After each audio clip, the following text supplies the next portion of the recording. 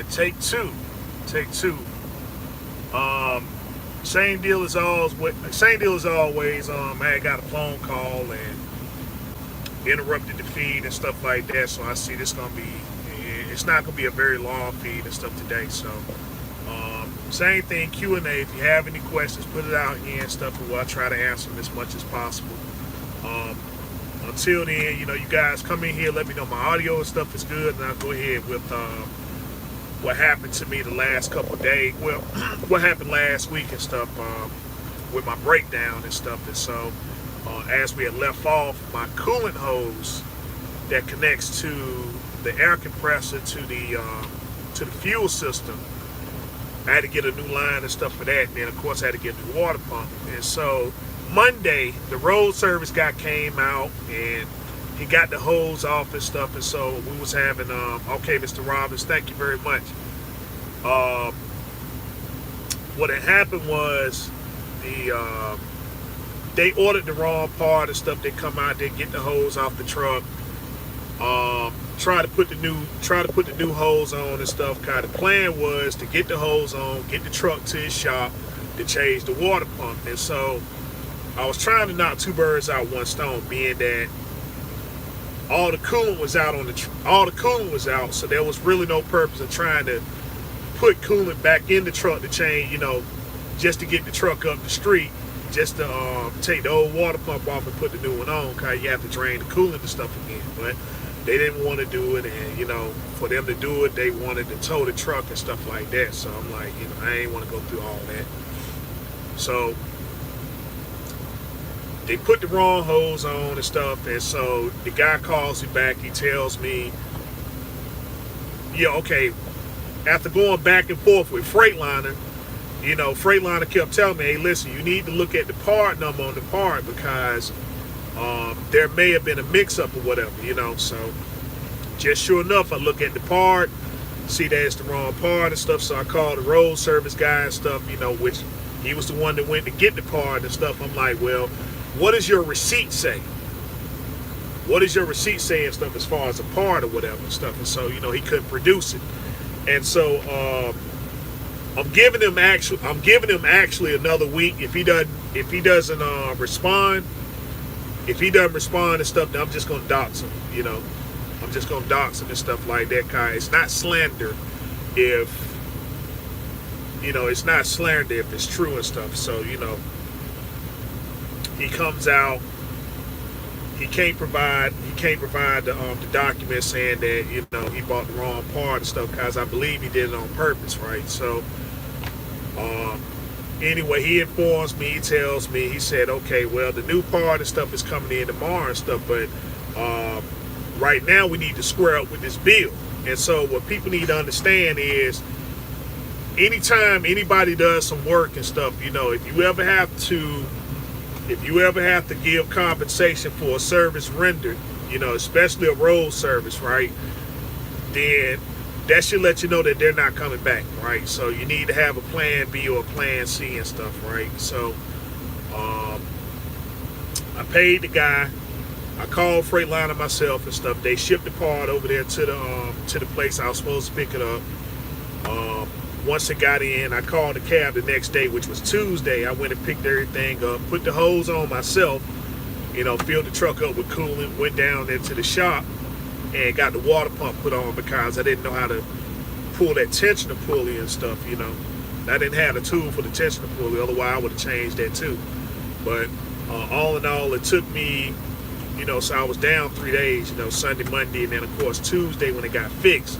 And so, we ran a test on it, made sure everything and stuff was good. Wednesday, I went, picked the load up, finished my week out and stuff like that. And, I worked this weekend and stuff. And so currently I'm on my way to Jersey now and stuff to pick up a load tomorrow that delivers Wednesday morning. So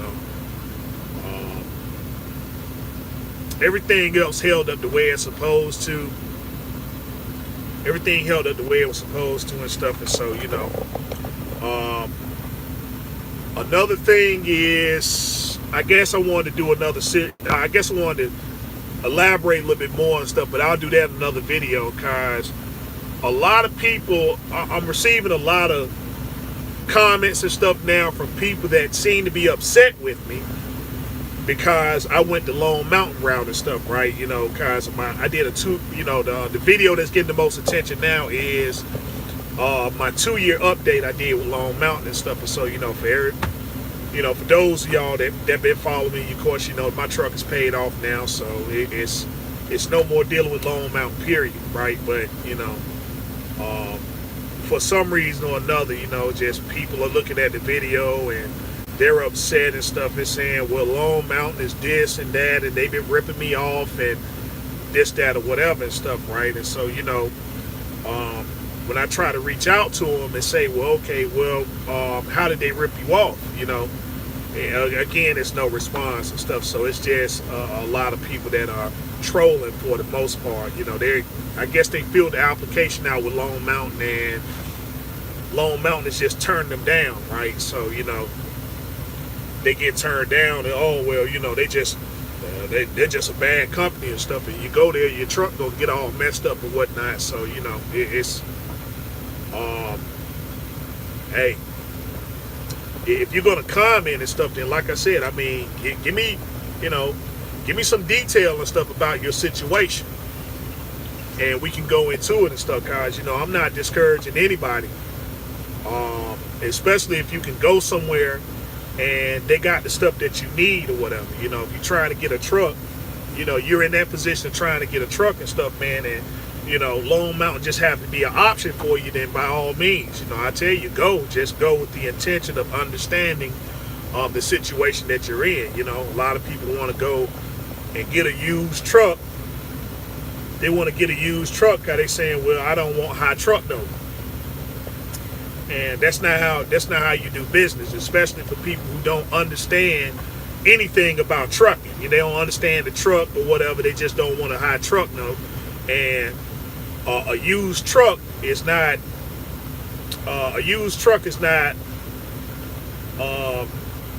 it's not the type of equipment that you want to get to learn on and stuff if you don't have any kind of experience.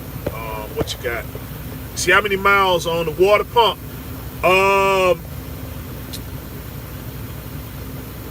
The one that I changed and stuff, it was last year. I got to go back into my Instagram feed and stuff. If I can look at my Instagram, the day I got those, when I got the mud flaps and stuff, when I got those changed, that's when I got the new one. I went to Atlanta. I went to Fleet Pride, and I got the aftermarket one. That cost me like $42. I think it was like $42. And so it didn't last but maybe a year on it. So I'm gonna say right about 80,000 miles, and it was, it started failing. They say the water pump DD15 is short supply. Yeah, it's probably some truth to that, because it's probably some truth to it. I mean, cause the aftermarket one, it didn't last very long. It started leaking maybe. It started leaking maybe a couple months after I got it changed and stuff, and I never went to go get another one and stuff. But anytime it leaks, it's failing. So but yeah, I mean, the one that's up here, it's not OEM either, cause Freightliner doesn't sell OEM parts. They just sell refurbished parts and stuff. And so this one was just one that a guy turned in, and they went and got it fixed and stuff like that. And so it has to be some truth to it and stuff. That they say they're in short supply, cause the core on this water pump was $100. It was $110. The water pump itself was $142 and stuff. And so that's pretty high and stuff for a $142 part. I usually with parts and stuff for that low and stuff, I can't see them having that big of a core and stuff. But they definitely wanted that they definitely wanted that water pump. So, they got it, and I got my money back and stuff. And then I changed I changed all the shocks on the truck. So, yeah. But hopefully I can get a little bit. If this water pump does like the last one and stuff, then I can't really get mad at it, cause like I said, it was just $42 for the part. Cause use a water pump for any truck and stuff, man. You're talking about a couple $100 and stuff at least. So, and that's about the only thing that I can say is cheap on the Cascadia, But again, that's just my fault of me sitting there ignoring, the issue and stuff, instead of just saying, okay, well look, just go back to Fleet Pride, get you another water pump, be done with it, Oh well, it's leaking, but not that bad and stuff. And so, I just kept putting it off, and then it finally went down on me. So, just like I was saying before, is that breakdowns on a lot of trucks come from the fact that of the part and stuff failing. The truck lets you know and stuff, right, that the part is about to go out. It gives you enough time and stuff. And so, I mean, that water pump at least gave me, it probably gave about 9 months before it just played out and stuff on me. So, when you don't,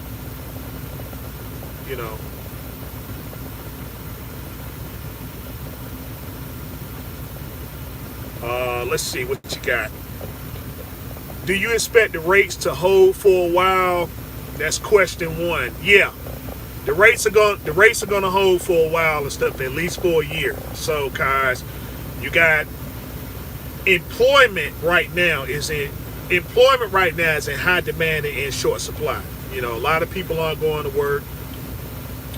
And stuff, man. And so, the mandates are really confusing a lot of people and stuff, guys. 1 minute, you're able to go to a place and you don't need a mask and stuff. And so a lot of states are now, they're re-implementing the mask mandate and stuff. So, they're talking about a lot of the virus and stuff like that. The numbers and stuff are, they're going up and down and stuff like that. So, it's very uncertain. And so because of that, yeah, the rates and stuff are, I mean, even in trucking, they're saying, it's just a shortage on everything. So, yeah, the rates and stuff are going to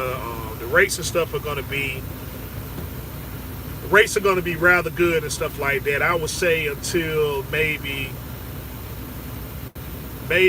next year around election time and stuff. After election time, we'll see what happens. But it's pretty much solid for the first. It's pretty much solid now and stuff. It's pretty much solid now and stuff. And so a lot of times, what I want to say is, you got like 6 years, right? You get 6 years of a good harvest, and on that 6th year, you got 5 years of good harvest, and then you got 6 year that on that 6th year you're gonna get more than what you get in the first 5 years and stuff, and that's because it's supposed to carry you over in the 7th year, right? It's supposed to carry you over in the 7th year and stuff, and so the 7th year is usually when recessions and all that other stuff hit. So a lot of the, what's the word I'm looking for? When you got an overabundance of something, what is that called? I don't know why I can't use my brain and stuff today. But anyhow, all the supplies and stuff are gone, right, from a lot of these places that will hold a lot of your supplies and stuff. A lot of your what they call bumper crops. Okay, yeah. Well, bumper crops, bumper crops. I call it the year jubilee and stuff. The year jubilee. 7 year. The 7 year Sabbath, something like some of that sort of stuff. But anyway, you got an overabundance and stuff, right? And so right now, a lot of the warehousing and stuff like that, they're where they usually keep the product and stuff. They just they're out of stuff, so you got to go straight to the source now. You got to go straight to the source to get product, and so they got to ship stuff out, and so it's not, things are not staying in abundance and stuff, right? So they got to ramp up. They got to ramp up producing product and stuff in order to fill up fill back up the warehouses, and then once they get them, then that's when you start hearing about layoffs and pay cuts and all this other stuff there, and places, shut down production or whatever. So, you got to get the people back to work. You got to get the numbers back up and stuff to where there's an abundance of everything and stuff. Even these restaurants, they saying Taco Bell is now having a shortage on their food. It was Subway and stuff, right? And so now it's Taco Bell and stuff. So you can see, well, everybody's going on vacation now. I'm pretty sure you've been watching your Facebook. Everybody's on vacation now. They just going everywhere and having a good time, so everything's open back up. So rates are going to be good, the rates are going to be good and stuff, man. So so we can go ahead and nip it in the bud and stuff for the first year at least. Your other question is, how long do I expect to keep the Cascadia? Real good question, cause I've been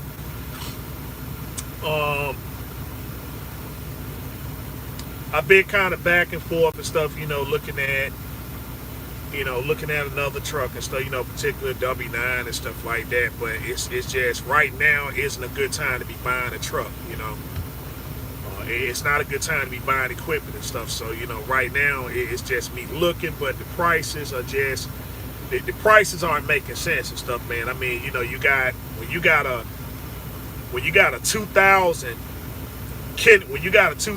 W9 and stuff, or a 99, costing just about as much as it costs about as much as a 06 and a 07, then the market's pretty much messed up right now and stuff. Everybody just going over here and just buying it and stuff. And so I'm just dealing with straight capital. I'm just dealing with straight capital and stuff. And so other people, you got loans and stuff like that and everything, and those loans are supposed to go towards those same things, right? Those places of business. So I can't really compete when all I have is just straight capital and no loan and stuff to go behind it. They just, hey man, listen, I want that truck, I'm gonna go and get it. And see, they want $6,000 more and stuff, right? For basically the same thing that they was offering me, a couple months ago. For the same thing, and I just can't see myself doing that, man. I mean,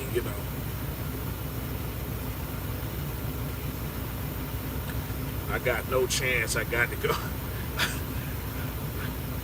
Yeah, it's just here's my situation, right, with Ohio Truck Sales, right? With Ohio Truck Sales, what they said to me is, and I totally understand. This is why I tell people, if I don't advocate to go to Ohio Truck Sales, because you got to understand what you're getting yourself into, right?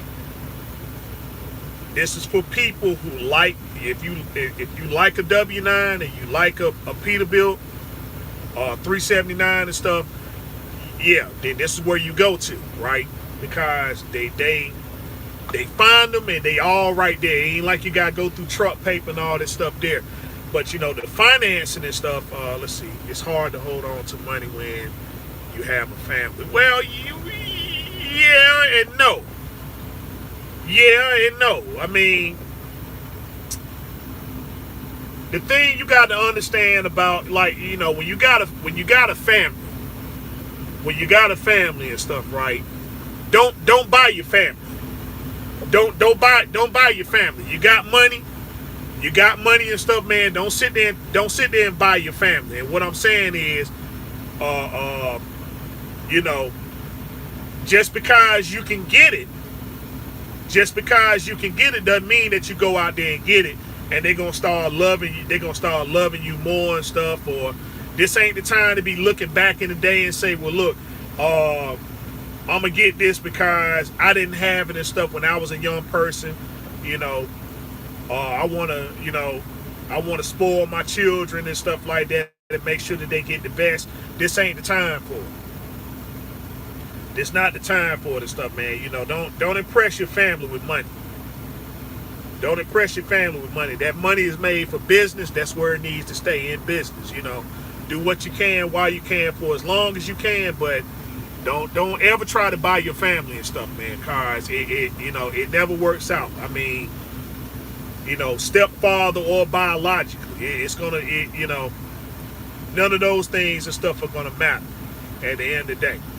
None of it's gonna matter, man. I mean, as long as you giving them the basics, that going into spoil mode and stuff, don't do that. Don't do it. Don't do it and stuff. Especially if you in a stepfather position. If you in a stepfather position, absolutely not. Understand. The man is supposed to be the provider, right? I'm just saying, no shots against the women that's up here. No shots against the women. The man is the provider. The man is the provider and stuff, but you make sure that you're giving the basics. Don't go, all into that extra stuff and everything that comes later. That comes later and stuff, man. But the children will not respect you anymore, nor with your wife and or girlfriend or boyfriend for that matter. You go and you can go to all the vacation spots and eat crab legs and do all the exotic things and stuff like that, and all that's not gonna matter. You know what I'm saying? You're not gonna win your family over or gain their respect with money. So if your plan is to get this money and everything and try, and it's going into business, then that's what you do. You keep that right there and stuff, and don't let nothing deviate you. Don't let nothing deviate you stuff from that, because if you get deviated, it's all over. Then it's all for nothing. It's all for nothing, man. But for the guys that's talking about Ohio truck sales, right? Here's the finance option that they gave me. And I'm pretty sure it's for everybody like that, regardless of what your credit is worth. You might have an approval by tomorrow. Okay, that's good. That's good. So, my situation over there is, I did the math, right? They want 40. They making 42% interest. They making 42% interest off those trucks. So it's a place where if you don't want to put the work in to search for a particular truck and stuff, if you want to know all the history in there, they got all the history and stuff there, right? So it ain't no guessing nothing, but they want 42% interest, right? And like this one truck I was gonna get, it was a 04. It was a 2004 Kenworth W900. The truck is 44,000. The bank told me they wanted 18,000 They wanted $18,150 for the truck. $18,150 for the truck. The truck was going to be financed for 36 months at $13.50 a month. $13.50 a month. So they're selling me the truck for $44,000, right? I gave them $18,000, which leaves me about $24,000 on the table. Right, yeah. It's because of the high mileage, right? Cause see, the Finance Institute. Wait a minute. All right, here we go. All right. I got a phone call and stuff, so if this thing start acting up, then we probably gonna have to kill the feed. But the finance institution, they got to get their money off the cuff. Just on the case that you sit there and default, if you default on the loan and they repossess the truck, then they're not taking a loss.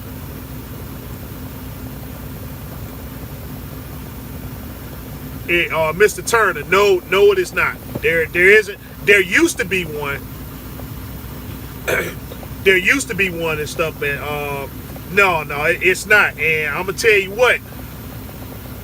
If AAA decides to get into that, they had the whole thing mocked up. If AAA decides to get it to, and they decide to get roadside service, but it's too much money involved in this stuff. Most people who got AAA and stuff, their cars are already linked in to. The cars are already linked in and stuff to, they got some kind of warranty and stuff, right? So, it's nothing involved in it and stuff, guys. I know my mother, she had, with Honda, I think they give you Honda gives you 1,500 miles and stuff, right? They'll come get your car, 1,500 miles and stuff, and tow it back to the dealership and fix it. They got warranties and stuff like that, but with trucks, no, it's no type of service and stuff for that. But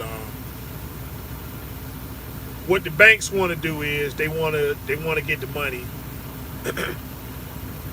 off the cuff, right? So $18,000, that's pretty much what the truck is worth, right? So then they get 36 payments of $13.50. So anywhere you sit there and default on the truck, right, then they already got the money. They just snatch the truck back and then just send it to the auction. And so whatever money they make, it's all profit. You know what I'm saying? It's all profit.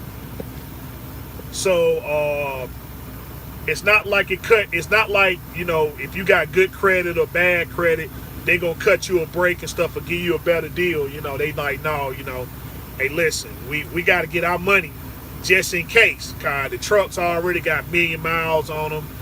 They got 1 million miles on them, stuff like that. And, they got 1 million, some got 2 million on them and stuff like that. So, and even though some of the rebuilds and stuff ain't gonna cost a lot of money, like if you got especially if you get an M14, but they don't get a lot of M14s in there. But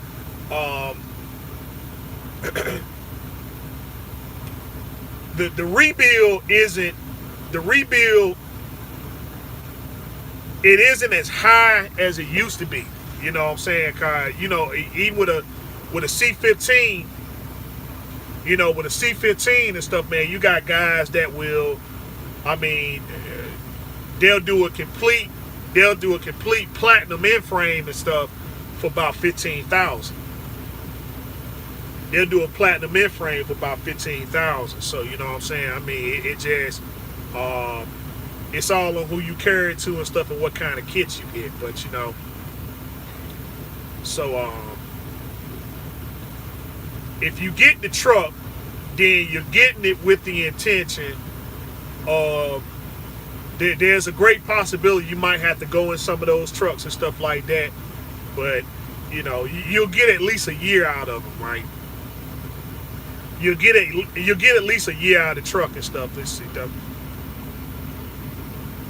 yeah. So you get the truck, you run it for a year, and then you say, well, look, let me go ahead and get an in-frame and stuff done, right? So I ain't got to worry about too much of nothing and stuff. And so you go get the in-frame car. You're already in love with the truck and stuff. And so you in that situation right there. Then of course, if you really love the truck, then you got some that got paperwork where it still has warranty from the people who rebuilt it.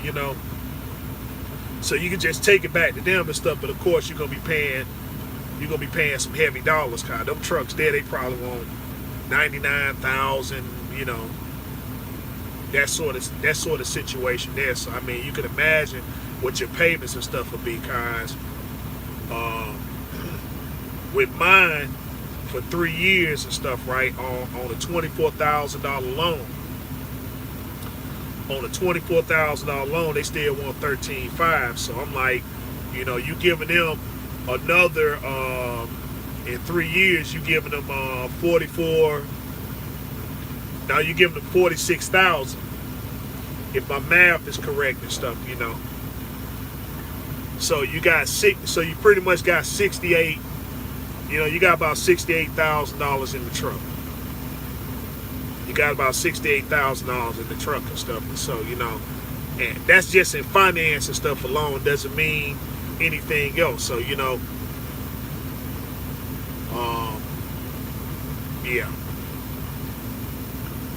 But the reason why I don't advocate them, because if you're going over there, then you already know, okay, yeah.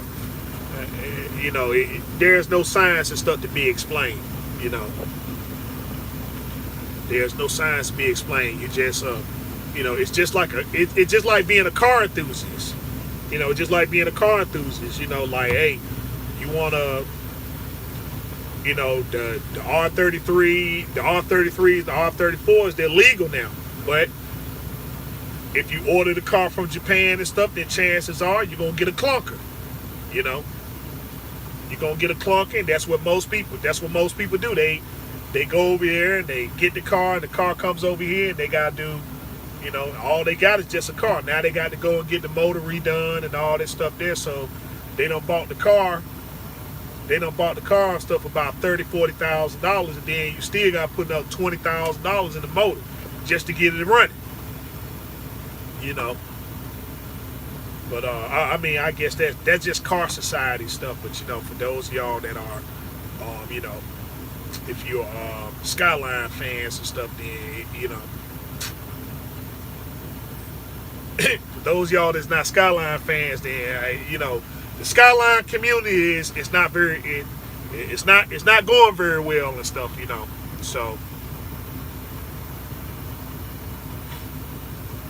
And so, the trucks are pretty much the same thing, man. It's just, you want a Peterbilt, you want a Kenworth W900, then you're a truck enthusiast.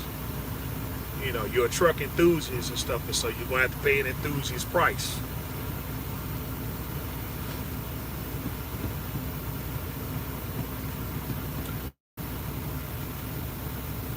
But hey, if y'all got any more questions and stuff, man, just go and put them on out there. Guys, I ain't gonna say this ain't gonna be I didn't know that live feed was 5 hours. That was a 5 hour. That was a 5 hour live feed and stuff, man. I can tell you that will never happen again, ever. I can tell you that for a fact. I would never do another 5 hour live feed ever. Another 5 hours. I couldn't believe it.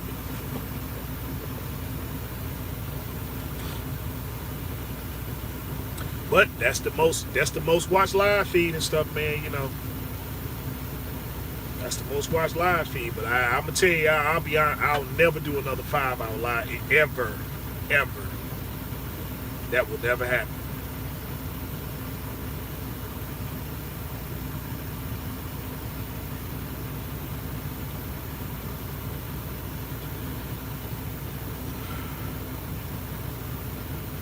But yeah, these Q&As and stuff, man. I mean, I'm gonna tell you, and honestly, this gonna be last month for the Q&As. This gonna be last month for the Q&A. I did it for 2 months straight and stuff, guys.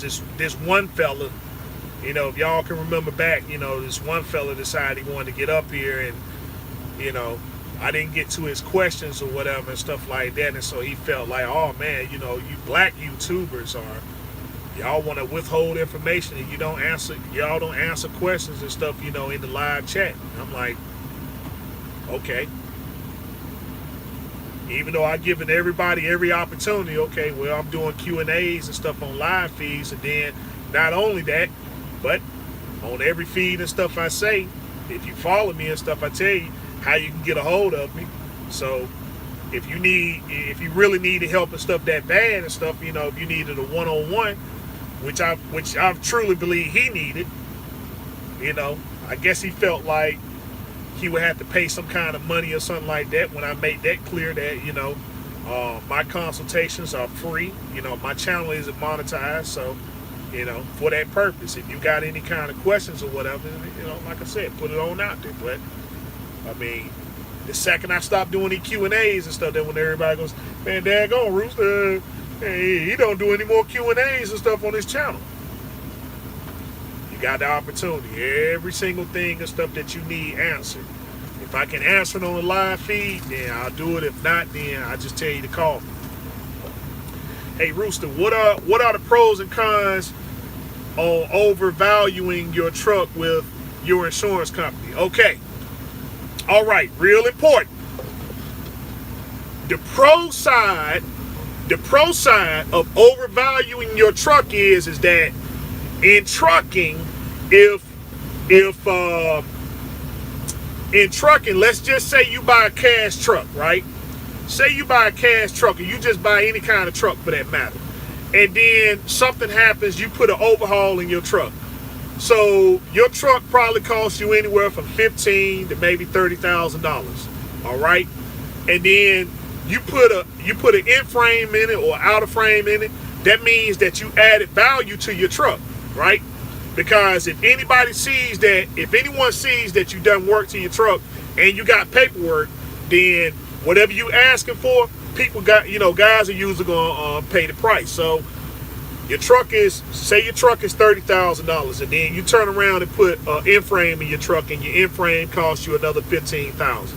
So that means you need to go to your insurance company and tell them that you need $50,000 of coverage on your truck, right? Because if your insurance only covers you for $30,000, and then you have an accident with, you know, and let's be honest, we can sit there and say, yeah, we're the best truck drivers in the world. It ain't got to be your fault. You know, you sit in some truck stop. You just paid for your in-frame and stuff yesterday. You know, you got your truck on the road and you sit over here in the pilot or the TA, and, you know, you back there sleeping. Next thing you know and stuff, man, somebody done bagged into your truck. Oh, man, I didn't see you and stuff. I mean, and they bagged into it and stuff. So now your truck has to go to... they got to tow your truck and all that other stuff there. Now, if your truck is valued at a certain amount of stuff, so say you got it covered for $50,000, and then the other insurance company and stuff wanted to offer you something. If they want to offer you the Blue Book value and stuff for your truck, right? You got full coverage on your truck. You're paying for it, so you might as well tell them, no, I'm not taking that. I'll use my insurance company. They'll go and they'll get the truck. They're either going to pay the truck off. They're either going to tow loss the truck for the $50,000, or they're going to get your truck and stuff fixed, and then you pay the fee. You pay your copay, whatever your copay is. That's the pro to having it. The con is of having your truck overvalued is that if you value your truck at $50,000, then you're gonna be paying a $50,000. You're gonna be paying a $50,000 Hold on, Kai. This guy keep doing a lot of moving and stuff, man. Okay, so if your truck is valued at $50,000, then you're gonna be paying a $50,000 premium. That's the con to it. You're gonna be paying a $50,000 premium. So as long as you cool paying for the premium, which I recommend you do, unless you know that you can make the money and put the money back right away, then it's just best whatever you do to your truck and stuff, especially if it's dealing with equipment. If you got some kind of rebuild on your motor, on your transmission, you want that money back. If you didn't make it back and stuff through business, then you need to add that on to your insurance and stuff, man. Hey, listen, I just got this done and stuff, man. If something happened to my truck, I want to get that money too. Okay, all right. Something happens to your truck and stuff, and they total loss it, then they gonna cut you the check for whatever you got your truck valued at, because that's the premium that you pay. So don't let people. The insurance company is gonna call you, and they're gonna say, well, hey man, listen, your truck ain't, based upon the Blue Book value and stuff, it's only worth this amount right here and stuff. So let me save you some money, right? So let me save you some money and get the truck value at this price right here and stuff. So you ain't got, so your premium won't be as high. But you know, it's an investment. And if you know that you ain't gonna sit there and if you ain't gonna, you know, you paid 20 stacks for your rebuild, if you know that you ain't gonna put that 20,000 back right away and put that back where it belongs in your escrow, then go ahead and add it on to your insurance. Because you got to get your money back one way or the other. But you don't want to sit there. You don't want to sit there and have a $30,000 truck, have a $20,000 in frame. Somebody come and total loss your truck, and they only cutting you a check for $30,000. That means that $20,000 is gone. It's gone, and it ain't no way of recouping that money and stuff, because you know your truck is a total loss. Your truck is a total loss. So you know, with the tolls and the high gas price in the Northeast, I know Southeast does not pay as well, but the Southeast with no tolls and low fuel prices, does it even out in the end?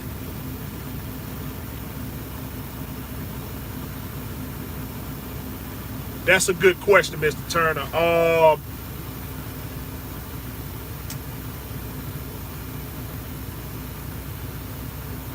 High fuel costs, right?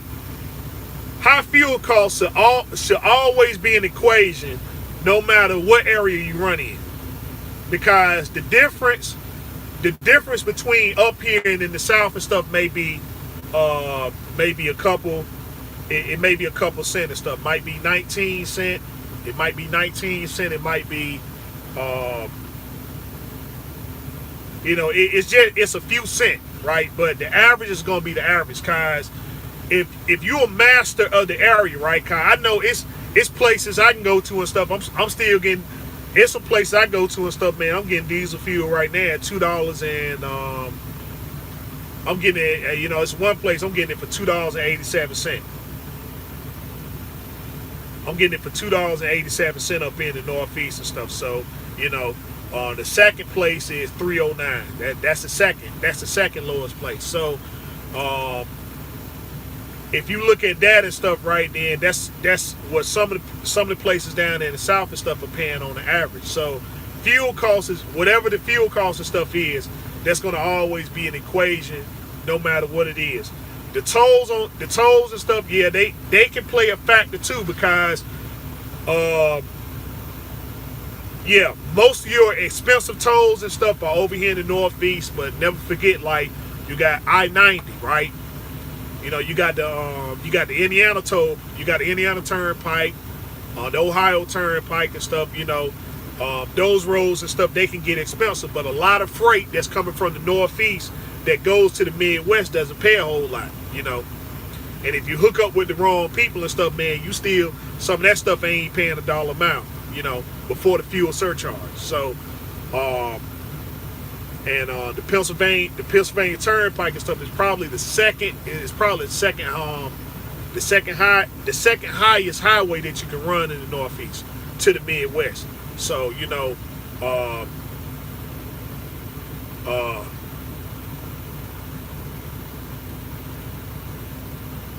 I'm sorry, that was, like I said, a bunch of people walking around and stuff, man. So anyway,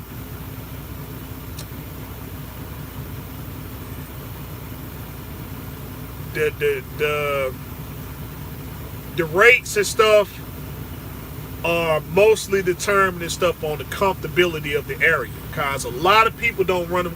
A lot of if you take the tolls, and the high fuel prices and stuff away, people still wouldn't want to run the Northeast. They still wouldn't want to. They still wouldn't want to run the Northeast and stuff. So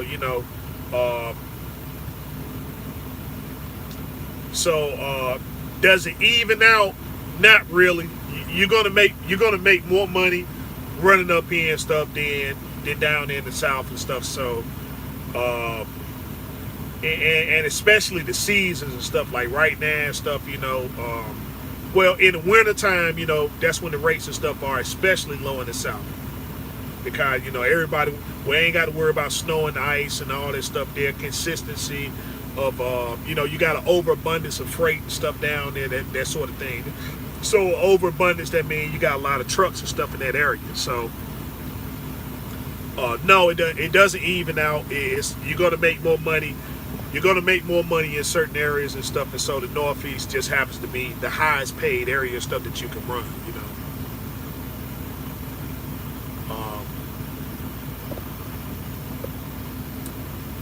Let's see.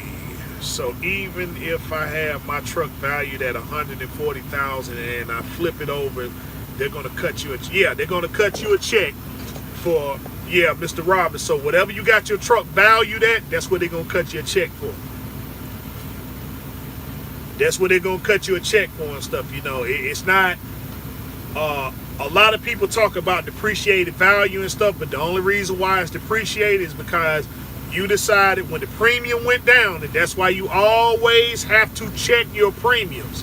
If they say that your if you sitting there, you paying one price, and then all of a sudden that, your premium and stuff is $50, it may be $50 or $100 cheaper, it's because,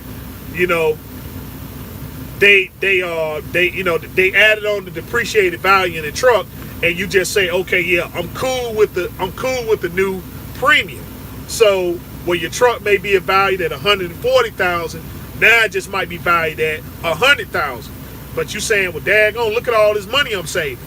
And then, something happens to the truck and everything, now they cutting you a check for $100,000. But if it's $140,000 and you want it to stay, if you want the value of it to stay at $140,000, then pay that $140,000 premium.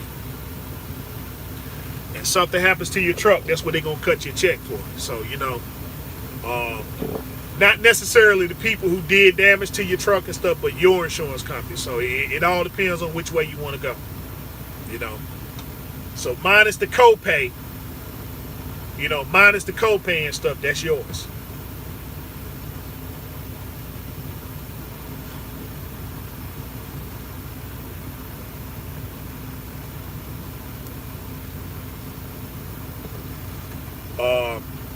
The other thing about depreciated value is that you got to be honest about your situation and stuff. Now if you cool paying that premium, okay, but over time and stuff, if the depreciation start happening and you ain't did nothing to your truck, right? And you ain't did nothing to your truck and you ain't inquiring to do nothing with it, then just take the depreciated value, because it still evens out at the end of the day, because your money, the money that you're making is based upon what you're doing with the equipment. You know what I'm saying? Because you can't be banking it all on, and stuff on the overvalued and stuff of your truck, because let's just say you keep it at $140,000 and kept the truck and stuff about 10 years. It's still at that $140,000 premium, then that means the insurance company made all the money. Because, the insurance company made all the money. because you keeping your truck even though it's a depreciated value, but nothing happened to your truck. You didn't have no accident, nobody hit you, and then you kept it there and stuff. And they'll take your money, but a profit is a profit. They're like, yeah, we'll keep you covered. We'll keep you covered and stuff. But I mean, heck, you kept that insurance and stuff like that for 10 years. So you look at the money that you paid in your premium and stuff, and so you could have insured yourself. You might have another $140,000 in insurance that you paid them for a truck. All because you saying in the event that something happens and stuff, right, then I want to get all my money. Over time and stuff, man, you understand, okay, look, I'm making money through business, that sort of thing there. So when it's time to upgrade and stuff like that, you just go and make the upgrade. But, yeah, accidents happen, but they ain't happening like that. I'm just talking about if something happens and it's fresh. You went and you did something to your truck and stuff, and that's of value, then yeah, you add on that premium and stuff the second you do it. You got that rebuild and stuff like that until you make your money back. You add it on. When you got your money, then you just drop the premium. Okay, it might have took me 6 months to make that money and stuff back, right? But now I know I got it back in my escrow. Then yeah, you go ahead and drop the premium. Because in order to get that money, something got to happen to your truck. And it's usually got to be in the form of an accident. But, it's everybody's intention to make sure that we don't have an accident. All right, Mr. Eastwood, what's going on? But at the same time, yeah, you need to insure yourself, for business purposes and stuff like that, to cover your assets until you get your assets back. And once you got it, then yeah, you're going to drop it.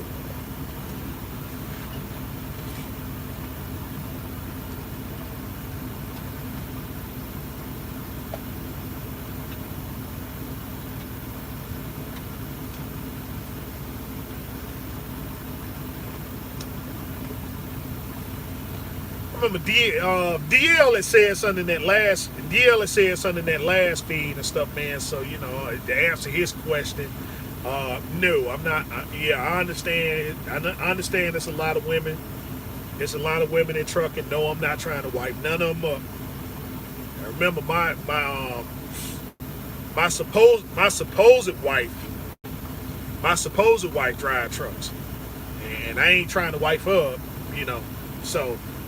There you go. I mean, hey, it helps, but you can't. A business-minded person cannot talk to a person that's non-business minded. You know what I'm saying? A lot of stuff gonna go over their head, man. You sit there and stuff. You got, what would you do? What would you do with 10 grand and stuff, man? Shoot, if I had $10,000, man, I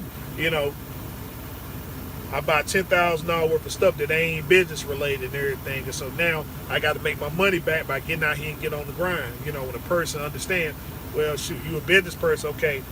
How can I make this 10 grand 100,000? Because I need to be investing this money and stuff somewhere. So if I need to do anything and stuff, then I got something set aside for that. But to get that lump sum right in that one hit, first thing you think about, okay, what kind of investment? What kind of investment can I take this money into and stuff so that that this money can start coming more consistent.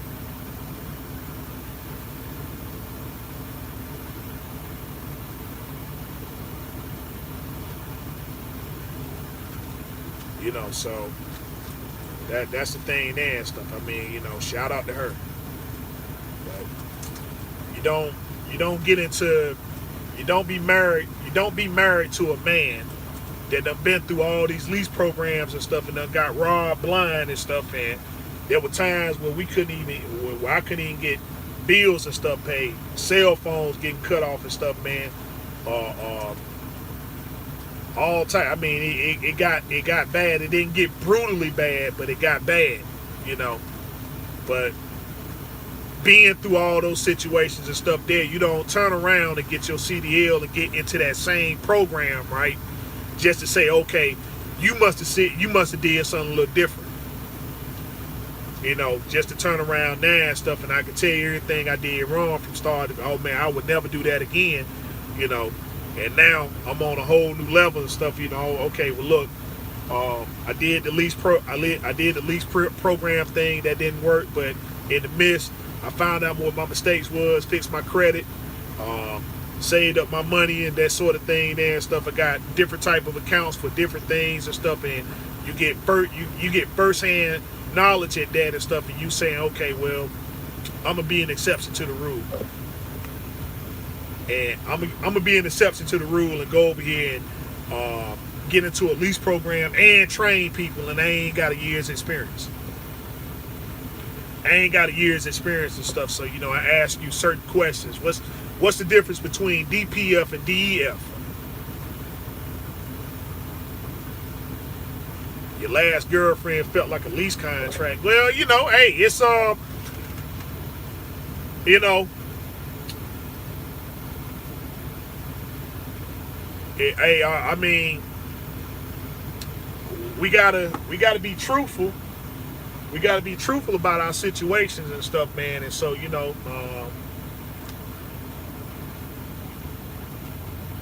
a lot. I'm not saying anybody up here particularly. And stuff, right? But people with low self-esteem, right? You was paying out more than you was getting back. Yeah, I mean, you know.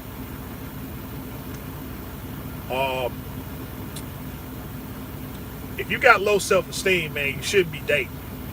That's a fact. If you got low self-esteem, you shouldn't be dating. I had low self-esteem.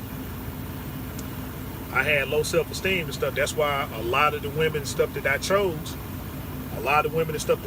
I mean, and all the red flags was there and stuff, but you know, when you don't have confidence and stuff, right, and you don't have confidence in the things that you do, you know, then certain people look at those things and stuff as a weakness and they exploit it, you know. And we find ourselves in situations a lot of times, men, we find ourselves in situations a lot of time, and all the red flags and stuff was there. You may have entered into a relationship and stuff with a woman, and she was already with somebody and stuff prior to you getting with her.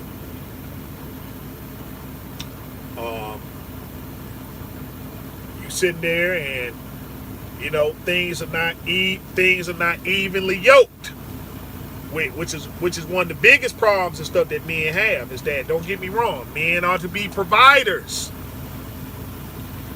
And stuff, man, you know, but at the same time, I'm like, you can't be sitting there and stuff, and you used to money, and the person that you dating and stuff ain't used to money. They see, you know, you might sit there and, you know, couple quarters and stuff fall out your pocket and stuff, man, and she going in there and snatching them up. You know, they ain't used to certain things and stuff, and then you provide a lifestyle because you like the way that they look. You like the certain way that they do certain things and the way they make you feel. See what I'm saying? That's a person that got low self-esteem. Ain't never had none before and stuff like that, and then, you know, she just blowed your mind and stuff with something. You know, because you ain't never had a certain thing like this before. You know.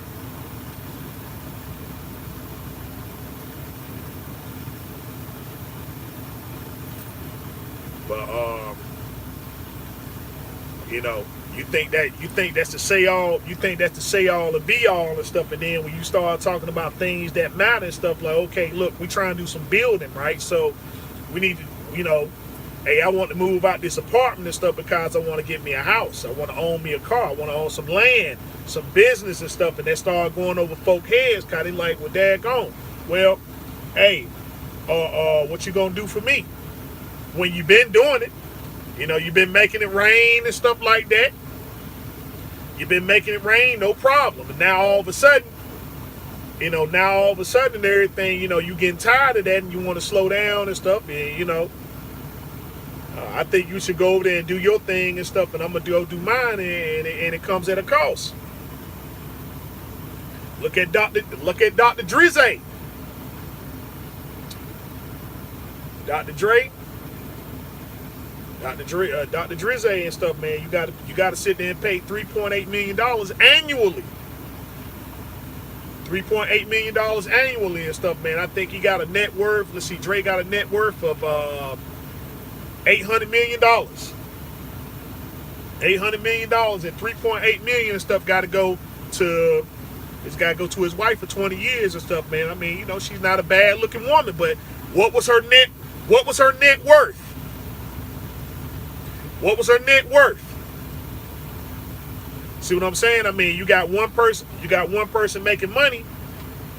You got one person making money and stuff. I mean, you got a net worth of millions of dollars, and then you over here messing with a person that probably ain't got $1,000 in their bank account. So while you out there and stuff, I mean, this is that high value stuff that, I mean, Kevin Samuels and stuff was talking about. Oh, she was a doctor. She was a doctor that wasn't working. Okay, well, like I said, she doesn't have a net worth. She doesn't have a net worth of $800 million. Now, if you got to pay her $3.8 million annually, $3.8 million and stuff. Okay, so she was a doctor, but she wasn't on business. She wasn't on business. See, if Jay-Z and Beyonce ever break up and stuff, then she, because see, both of them about business. If they ever separate and stuff like that, then it's like, look, hey, it just provides for the children. That's it. They might be splitting some stuff up, but on the business aspect of things. But it ain't no, hey, listen, I need to be paying you for this, or you need to be paying me for that. Ain't none of that. Neither one of them ain't got time to be. Neither one of them ain't got time to be sitting there in pocket watching the other and saying, well, look, let me get my attorney and stuff on the low and stuff right, just in case something happens. They both prepared, but it's like this: if one ever stopped working. If one ever stopped working and that residual income stopped coming in, okay. The royalties and stuff stopped coming in, okay. But there they go. That's somebody that's evenly yoked.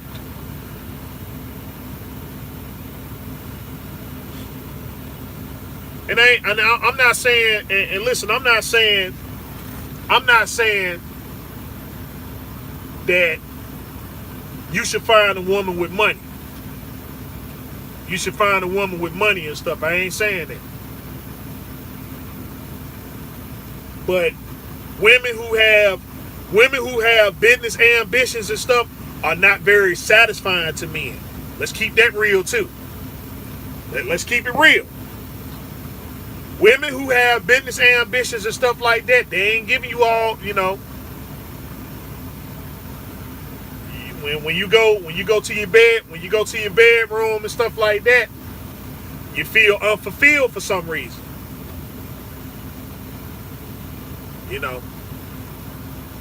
She talking about, okay, she need to get up here on this pole and stuff like that. It's kind of hard to be sitting. She'll be crunching figures. And stuff like that. She making real money move. She making real money move and stuff like that and everything, Ain't gonna be a lot of pillow talk. Ain't gonna be a lot of pillow talk and stuff, Do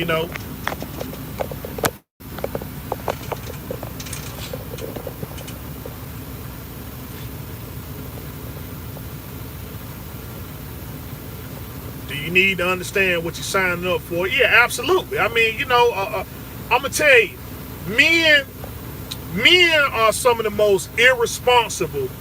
They're some of the most irresponsible people when it comes to relationship, right? Because what I can't understand about a man is that a man will sit there and say like, well, you know what? You know, in the Bible and in the Bible and stuff like that, you know, a lot of the prophets and everything, they had multiple women. And see, here's the thing: I don't have a problem with polygamy. I don't have a problem with polygamy. I don't have a problem with polyandrous.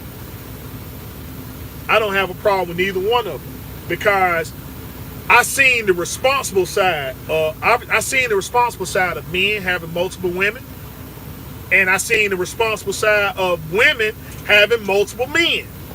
I seen the responsible side of it. Now, my thing is that because of them doing things responsibly, it works for them.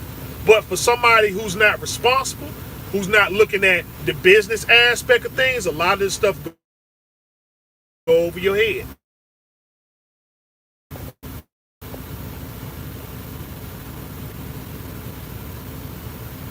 A lot of stuff go over your head. So you look at the irresponsible aspect of things, like, okay, well, for men in particular, you got your woman, and then you say that, well, I need to go over here, you know, for whatever reason and stuff like that. You got you another woman somewhere. You got you a side piece now. You got you a side piece. Now, the main woman doesn't know that you got a side piece, because she's under the impression that you're in a monogamous relationship. That's the impression that she's under. She's under a monogamous relationship, because when she started to ask you certain things and stuff like that, you ain't being forthcoming. You ain't being truthful.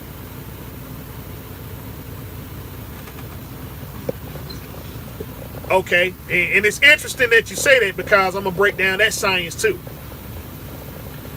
But like I said, a man doesn't want to be straight up about his situation because of the way the world perceives you to be.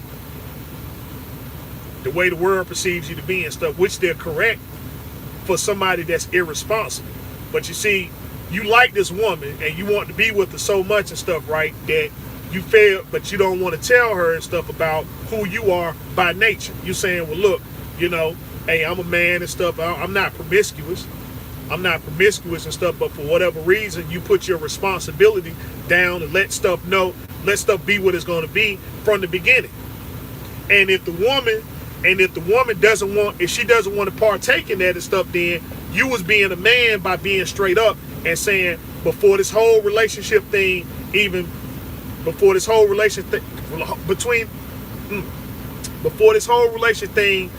kicks off, I'm being truthful and straight up. But they don't find out till years later. Now you done got your side piece, and now she pregnant. Not only do you not only have to hide that relationship, now you got to hide the pregnancy. You see what I'm saying? So the irresponsibleness goes into that and stuff, because that's what's going to happen if you do it. You know, what do you expect to happen? Like, how does she get pregnant? Because you have relations with her. So you do the act that brings life into this world, and then think, okay, now the woman is supposed to go and take care of she's supposed to go take care of the issue. No, the man's supposed to take care of the issue before it even became an issue. Because if you did what you were supposed to do, it would have never been an issue to start with. But you know, so everybody's under the condition that the relationship is monogamous. So then the man goes out there, does what he does and stuff, and so if the man lead, the woman follows. If the man lead, the woman follows. So then she goes out there and stuff, and she started messing around, right? She started messing around and stuff with a man that ain't responsible. So you got that irresponsibility that's going on, and now something get brought home and stuff like that. Now you got something that you can't get rid of. Or you done caught something that you could get rid of and stuff, but you wasn't supposed to catch it to start with. You know. Now she's pregnant and she don't know whether the child is yours or his. So you see, the responsibility always falls on the man. Always. Because men always call themselves leaders and heads and gods and kings. But then you want the woman to sit there and do all the thinking and stuff for you. So now she's doing all that and stuff. Oh man, you know, she's evil and vindictive and all these other things there and stuff, and not allowing the man to be the man. You know. So it's the type of behavior and stuff that starts with the man and stuff. And so the man got to start being men. That's the problem. Men don't want to be men. They don't want to be straight up about nothing. Oh, well, you know, my feelings and my emotions, I'm supposed to keep that to myself. No, you keep it to the people that's going to be around you, that's going to be around those feelings and emotions. Just, man, I mean, you know, in other words, just be responsible. Be responsible, be straight up, keep it 100. And you won't have any issue. But your issue, you know, you sit there and, like I said, all the red flags and stuff are there. You meet a woman and stuff under some kind of condition that you know that's very questionable. But you saying, okay, I'm gonna look past that because at least she fine. At least she fine and stuff. At least, you know, we be having good relations and all that other stuff there. So it's those factors there that you overlook all the other stuff. And then when she get out there and stuff years later, and it started to really cost you now, it started affecting your psychological health and your business wealth and all this other stuff there, you know, now, after years of letting this stuff go on, now, okay, well, I mean, what she tell you and stuff, okay, you got to read between the lines. You got to read between the lines and stuff. Well, you know, I didn't want to come out and tell you straight up and stuff, but I mean, I thought maybe you figured it out. That sort of situation there, which you did, because all the stuff was there. But you didn't check the stuff at the door. You didn't check it at the door and stuff, because you're not checking it, you know, what happens? It's an agreed, you know, it's an agreed situation. You know, it's an agreed situation, even though you may not verbally have said it, right? But it's gonna go on as long as it can and stuff until somebody says something about it. But by the end and stuff, you know, hey, by the end and stuff, you know, stemmed out of control and stuff, you know, now because of the irresponsibility and stuff like that, she get hooked up with some dude, and then the dude come up and confront you. You over there minding your own business. The next thing you know, somebody pulling a gun out on you. All because they wanted to be with the woman. Because that man, he ain't responsible. He feel like you the obstacle. He feel like you the obstacle and you the problem and stuff. Okay, well, I can't be with this woman because of the dude. So if I get rid of the dude, then what? So now it's two for the price of one. You dead, he in prison, and she gone out there and stuff and do her thing. Or vice versa. You might be the one in prison and stuff like that, defending yourself. Like this dude just came out of nowhere and stuff and just attacked. You know, you were faster than he was. Now you got to live. You know, now you got to live with that stuff on your mind. Like, man, what was really good? Because of people being irresponsible.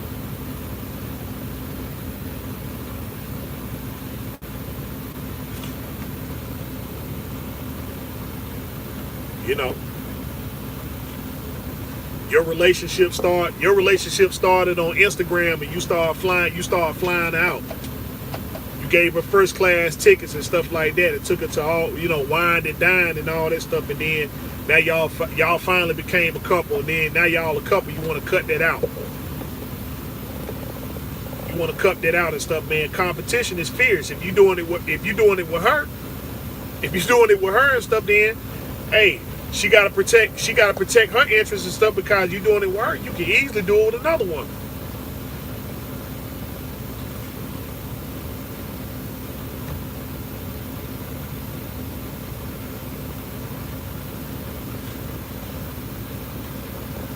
But at the end of the day and stuff, man, like I said, you know, it's just men.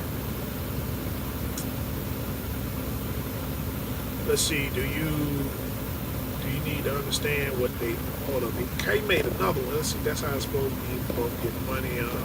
Most guys don't know who their women are. Right. Let me tell you something else about a man.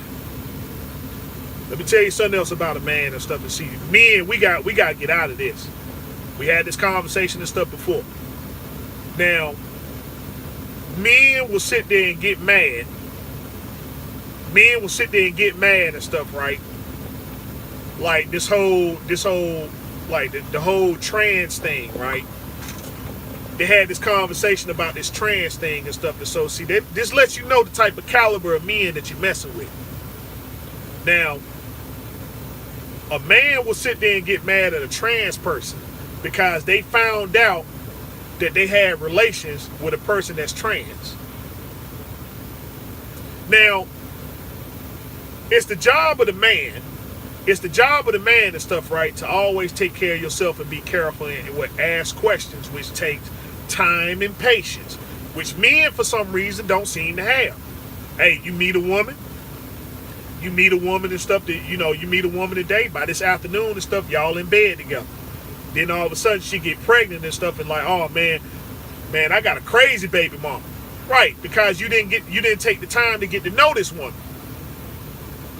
You didn't take the time to get to know this woman. Like, well, hey, look, your agenda was to have relations and you went out there and you did it. But you're not thinking about the repercussions that come behind that. So then some men will say, they'll get mad at the trans. Well, they should be more forthcoming, which they are. But you see, when your objective is to have relations, you don't care where you getting it from. A lot of these men and stuff, that's what they like. They don't care where they're getting it from. Instead of taking their time and stuff, you get to know the person, and then you find out, okay, well, hey, they'll reveal that information because the last, you don't need to hear it after you done did the act and stuff, and then they coming up and tell you, oh yeah, by the way, I'm trans. You take the time and stuff to get to know the person, and then you take the time to get to know the person, and then they reveal that information and stuff to you. You just, hey man, listen, that's not my thing. That's not my get down, right? And you're doing things respectfully. Men don't want to be respectful no more and stuff. Oh, you receive the information, now all of a sudden, and everything and stuff, oh, that other person is vindictive and hiding and all that other stuff there. Men don't want to take the time to learn nothing anymore. It's just, okay, well, hey, if it looked like I'm taking it.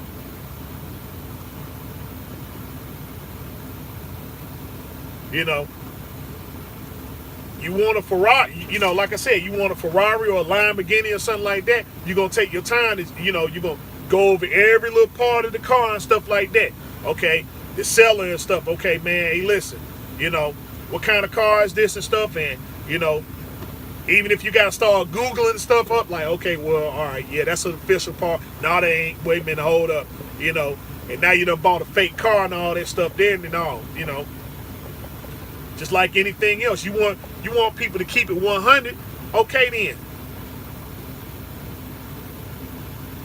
I can get to know a woman, but I'm not spending money for 90 days waiting for some guy to get used to free meals and stuff. Well, okay, like I said, you told on yourself. You tell on yourself. You telling on yourself.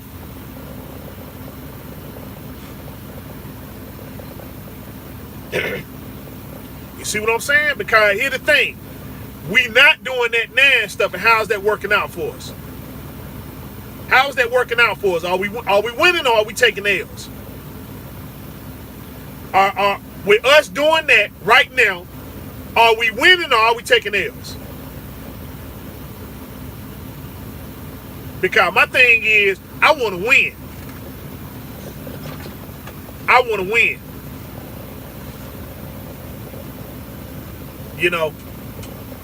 I want to win this. And so if it means that I got to break into the one-on-ones and stuff, then so be it. Because if it takes that long and stuff, if it takes that long to get me an understanding about this person right here, to find out the true nature of themselves, which could have saved me. Now I rather have did the 90 days and stuff like that than to do 9 years. Then to do 9 years and stuff, and that 9 years didn't accumulate nothing.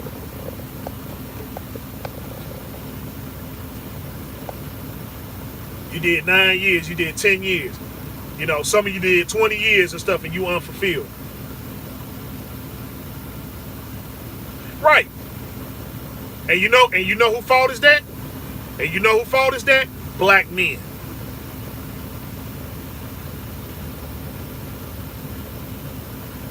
There it is. That's black. They say 3 out of 7 black women will get married because it's black men's fault.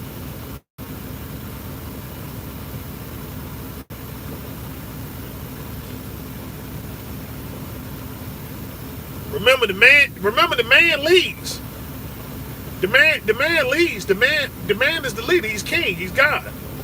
He's the leader.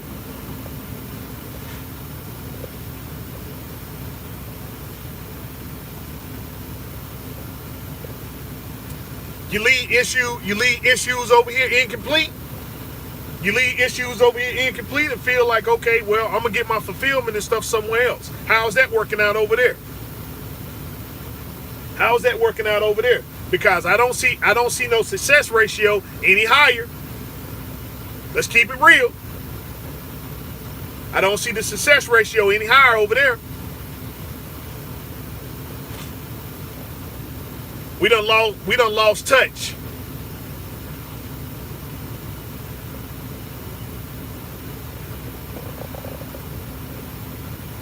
Okay, here's the thing. This is what I say about that, Dale. This is what I say about that. Right? The reason why I don't get up here and stuff and say, well, not all, because the real recognize real. Real recognize real. If you know that you don't do that, if you know you don't do that and stuff, then the conversation is really not about you.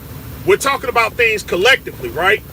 That goes on with us. But if you know that you don't do it, the ones that don't do it and stuff, they recognize that and stuff already. And they ain't even got to sit there and even say, okay, no, with that, don't say all. Don't say all, say, I'm generalizing. That's what I'm saying. See, as men, we should already understand that code. As men, we should already understand that code and stuff, man. If you didn't get hit by the rock, then you ain't got no reason to holler. You ain't got no reason to holler if you didn't get hit. That's why I don't say not all. Generalized conversation. That's a code. That's a code of stuff that said, the unsaid said.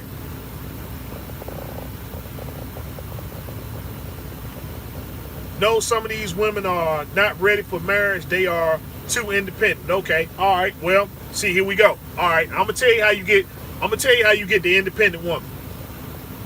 I'm gonna tell you how you get the independent woman and stuff. And so, and watch it leads all the way back to the man again. These independent women, what they do, they get these certain type of person. They get these certain type of men, right? These certain type of men and stuff like that. And so what they do is that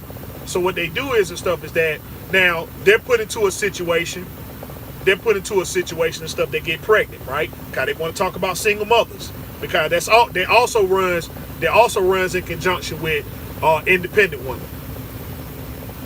Now the woman didn't get herself pregnant. And stuff, right? So she get this particular type of person and stuff, and so he stays in her house, he drives her car, he spends her money and stuff, and in some cases he probably wear her clothes, her shoes, her panties, and all that other stuff there. But be as it may, this is the type of man and stuff that she goes out here and get, right?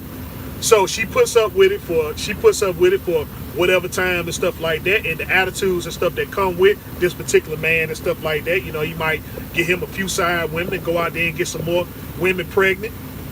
You know what I'm saying? So now he got a few baby mamas and stuff somewhere, and they all independent too. They all taking care of him. They're all taking care of him and stuff. And so after years and years of doing it, then she comes to this realization. Well, she comes to the realization that she can do bad by herself, right? So then she kicks that to the curb and stuff. And so what she does then, she personifies that all men are like this. All men.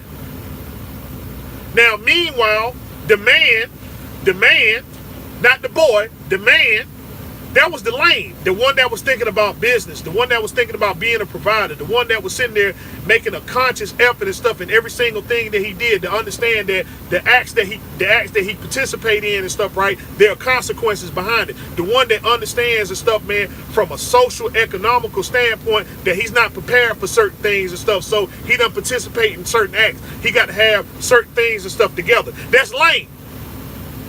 That's lame. But you know who's that's also lame by and stuff? By these other men and stuff that are out there that looking at that and stuff and not personifying what it means to be a man.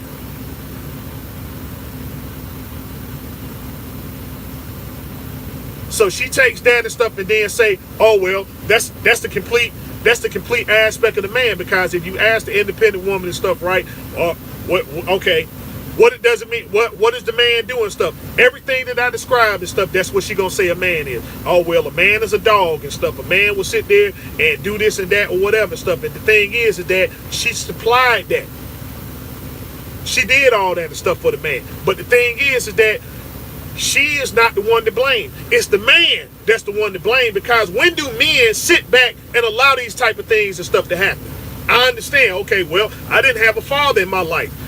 Now, these men will sit there and say that they ain't have no father in their life. They didn't have a male role model stuff. So you're recognizing the fact that you didn't have these things and stuff in your life. So if you know that you didn't have these things in your life and it affected you in a way and stuff that's negative, why would you then turn around and participate in the same thing and stuff that you know is wrong and make you feel bad and negative?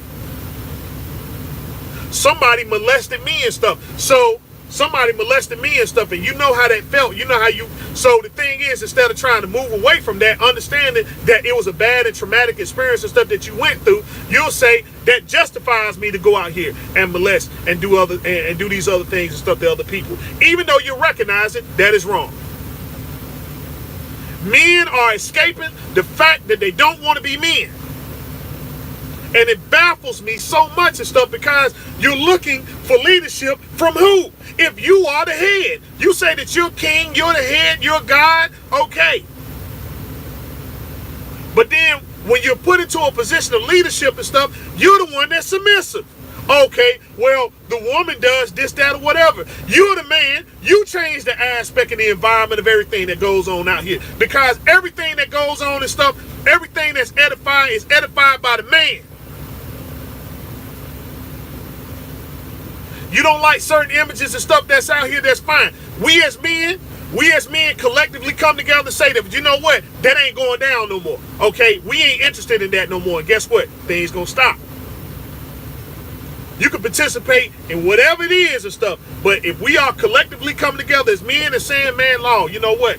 Hey, that ain't cool. But when we're collectively coming together to say, yeah, that is cool. That is all right. You can't go out here and do these things collectively. We set the tones, but we don't want to recognize that and stuff. And the thing is, we got to understand, yeah, we set the tone. So right now, if a lot of stuff is in error, the first thing we have to do is recognize the stuff that we were the ones and stuff that did it. Then two, we have to come up with a solution and stuff to the problem and stuff, man, that we're facing and then implement it.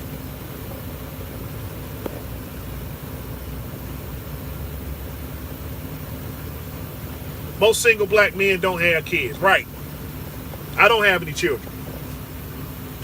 I raised 5 actually. I don't have any children.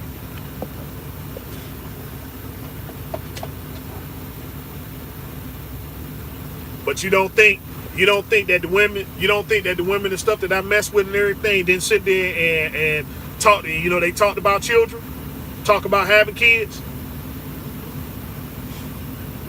I had to make a conscious effort. I had to make a conscious effort and stuff, man, because I was recognizing things and stuff and saying, well, okay, is this an environment that I want to bring my child into? I know that I'm responsible. I know that I'm responsible and stuff, but let me look at what I do for a living. I'm not gonna be here 24/7. I'm not gonna be here 24/7 and stuff, man. So my thing is that my child has to have the same amount of attention, love. It has to have the same amount of attention. It has to have the same amount of protection, no matter where I'm at. It's got to have love from. It has to have love from both the man and the woman. I wasn't getting that from the women. When we was having conversations and stuff like that, time decided that. Time decided that. And so I said, well, you know what? No, we don't have these conversations no more. We don't have these conversations no more. You're free. Now you're free to do whatever. You're free to do whatever and stuff, but here's the problem right here and stuff, and here's the solution. Because I'm not gonna bring my child and stuff into a house of danger. They already got too much of that stuff. They got to worry about the stuff when they leave the house. What kind of environment and stuff my child gonna be in? What kind of environment and stuff, man? Because if I bring a child into this world and stuff, man, they have anything less than, and someone decides that they're gonna do something to my child, regardless of who they are. You asking for death. You asking for death. It's just that simple. You messing with somebody that didn't want to be, that didn't ask to be here?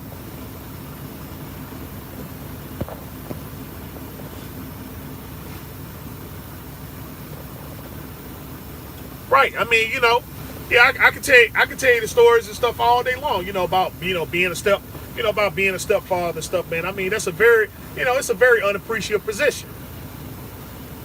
It's a very unappreciated position and stuff, because the thing is, it's so many equations and stuff that's into it and stuff, man. I wouldn't even, but I tell men and stuff, man, is that, I mean, if you have to be into that, then first of all and stuff, man, don't do it. If you don't have to do it, don't do it. If you don't have to do it, don't do it. There are some situations and stuff where it's warranted, but not based upon a lot of this stuff that goes on. Okay, well, the relationship didn't work out between her and the other dude. Because I'm gonna tell you something, man. Children are deep. Whether people want to admit it or not and stuff. When they talk about marriage. When they talk about that holy matrimony, that's what they're talking about right there with the children. Those of y'all that's familiar with your Bible, what does the scripture teach and stuff? Is that the two become one. You become one twine, one flesh. You become one twine, one flesh and stuff, man. Where do you see that, right? Where do you see that in the physical form and stuff than your children? Your children, sometimes you have a child and stuff, sometimes they look like you, sometimes they look like the mother. Every child I seen and stuff, I can see, if the child is theirs and stuff, I can see the mother in them, I can see the father in them. But the two become one. They no longer separate.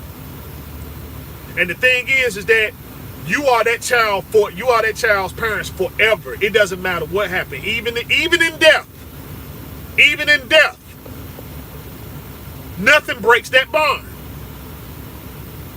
Nothing breaks that bond. The bond of holy matrimony. Nothing breaks that unbreakable bond. You will always, even if they don't acknowledge you, you still that child's father. Can you imagine LeBron James' father right now? Can you imagine LeBron James' father? This man has been reported now to be he's a billionaire. He's a billionaire. We seen LeBron's mother. Don't know what his dude dad at. Don't know what his dude dad at. He know where he at. But can you imagine what's going through this man's mind right now? Every time you cut on the TV, you got the greatest basketball player in the world. This man done made a movie now for children. Your son's face is plastered everywhere in the world. Everywhere in the world. You know that you that man's father and stuff, right? And there's nothing you can do. But just live with that shame. Live with that shame and stuff, man. You know, LeBron James' father, man. LeBron James' father, Shaquille O'Neal's father. Who else? Man, you know, what's another guy, man? Kevin Durant's father. You know, the list just goes on and stuff, man. Can you imagine that? Can you imagine that and stuff, man? I'm like, man, there's no way in the world. There's no way in the world and stuff, man. They talking about, well, you know, shoot.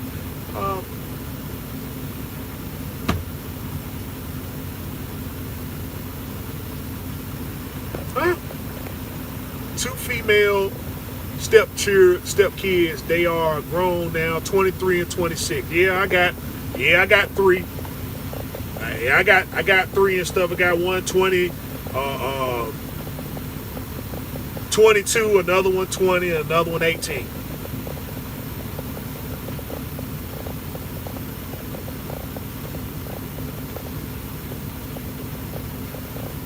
My stepson, I bought, you know, I bought that car. I bought him that car and stuff during COVID, right? You know, I was gonna shut down during COVID and stuff. I'm like, you know, son, yeah, he said he need a car and stuff like that. Went and got him a car. I went and got him a car and stuff, man. He didn't give me a ride in it.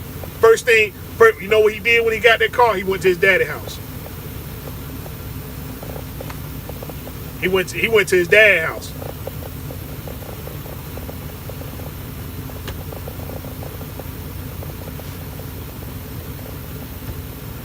He never came up and said, well, you know what, hey man, listen, you know, let's go half on this car. Let's go half on this car. I tell you what, like, look, you got this bread right here and stuff, right? And you gonna give him the car and stuff, right? And I got my bread and everything. Let's combine it together and give him a doper car than the one he already got.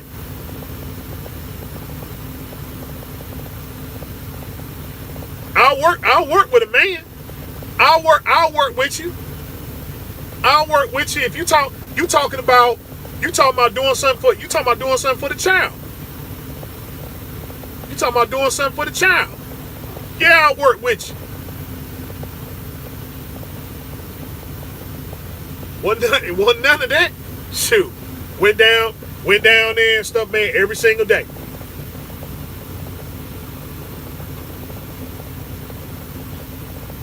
Went down there every single day and stuff, and you know, he lost that car. He went down and lost that car and stuff. You know, he looking at he looking at my five cars and stuff that I got sitting, thinking he gonna drive one. Nope. None of that. Because before I got my stuff straight, I made sure you was straight first. I made sure you was straight first.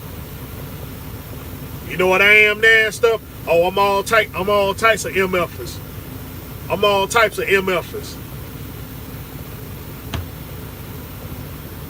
Got you what you needed, told you what to do to protect it and stuff, and you know, he lost the car on his own. Didn't even give me the heads up and say, man, you know, hey, look, hey, this the situation I'm in and stuff like that. You know, can you go get the car out of the impound? None of that. The dad didn't step up. He ain't step up. He was down there every day and stuff, you know, giving them rides and stuff like that. You would think, okay, man, look, let me go down here and get this car out. Yeah, the Titan fix. Yeah, the Titan fix and stuff, man. Like I said, this what you got. This what you got to do. This what you got to do when you got stepchildren. This what you got to do when you got stepchildren. See, you got to do this. You gotta take the keys with you. This what you got when you got stepchildren. That's what you gotta do. You gotta take your keys with you. Because I got home and stuff. I always keep my vehicles a certain way. I always keep my vehicles a certain way and stuff. Nobody mess with them cars. Nobody touched them. Nobody so much as even go out there and wash them or none of that stuff there. But then he decides one day and stuff, right?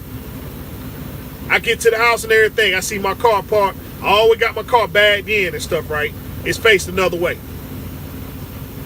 The car is faced another way. Man, I almost lost it. I almost lost it. I almost lost it on him.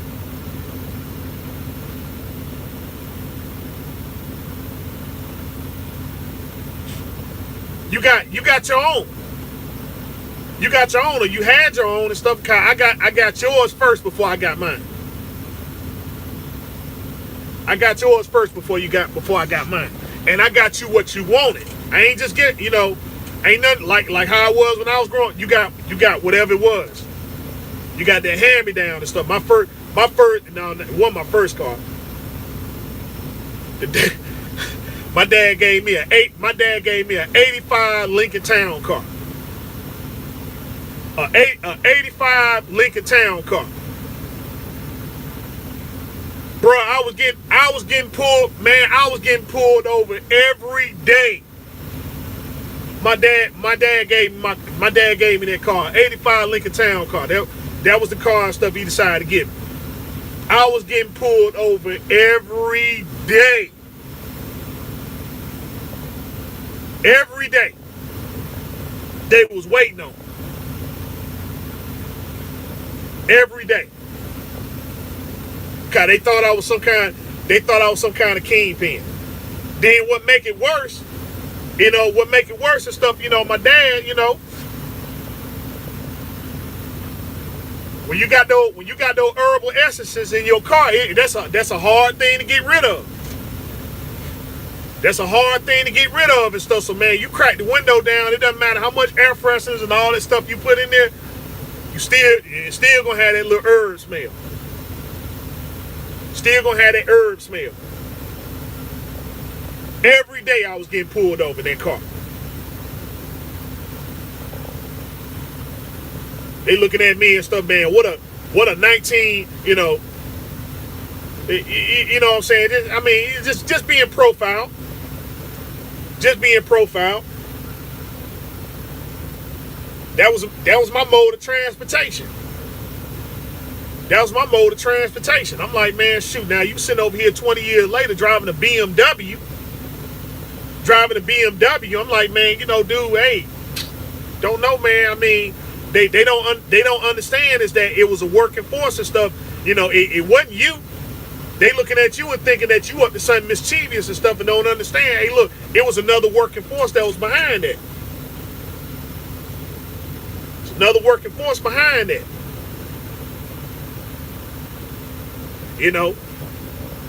You get paid, you're a police officer, you get paid once a month and stuff. Hey, okay, it is what it is. You chose your occupation, I chose mine. I could just so happen, I could get the car and I can afford it. That's what you want and stuff, and that's what I got you. I put the pedal to the metal and stuff like that, did it in one paycheck? That's how it is sometimes. But like I said, that's my occupation. I ain't hurt nobody out here. But they don't understand that. They don't understand that, especially they don't, what an 18-year-old doing with a car like this.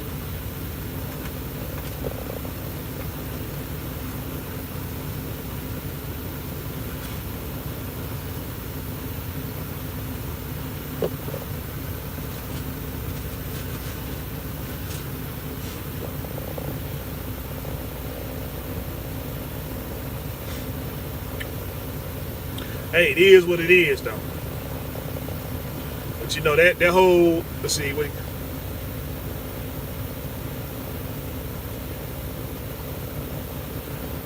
here, like I said,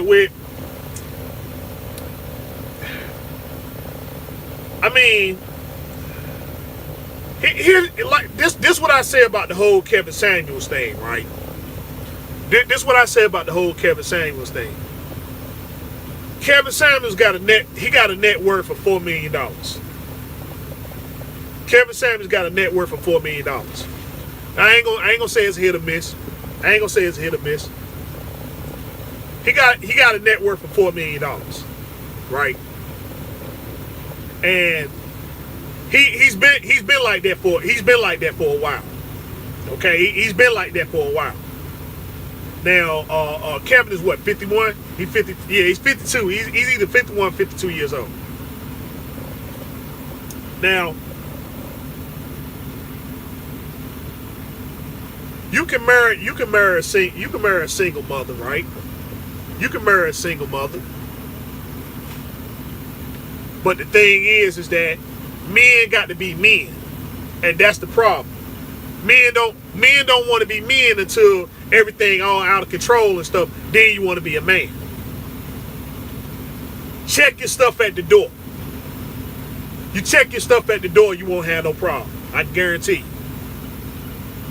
That's the simple way of putting it. It doesn't matter. It doesn't matter who you date.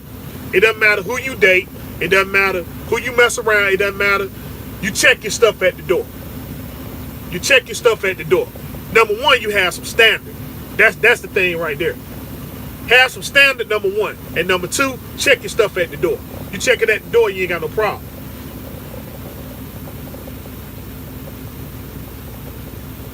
You ain't got no problem. But see, you wanna wait till everything all out of control and stuff like that. You sit over here, and the other time you making it rain. You making it rain and stuff like that, and then they got these certain type of behaviors and stuff, and then okay, now all of a sudden I'm just the breadwinner. That's it. Oh, I got all the money. And stuff like that. So now there's gonna be some changes around here. No, it's too late to do it when you allowed all the stuff to go on.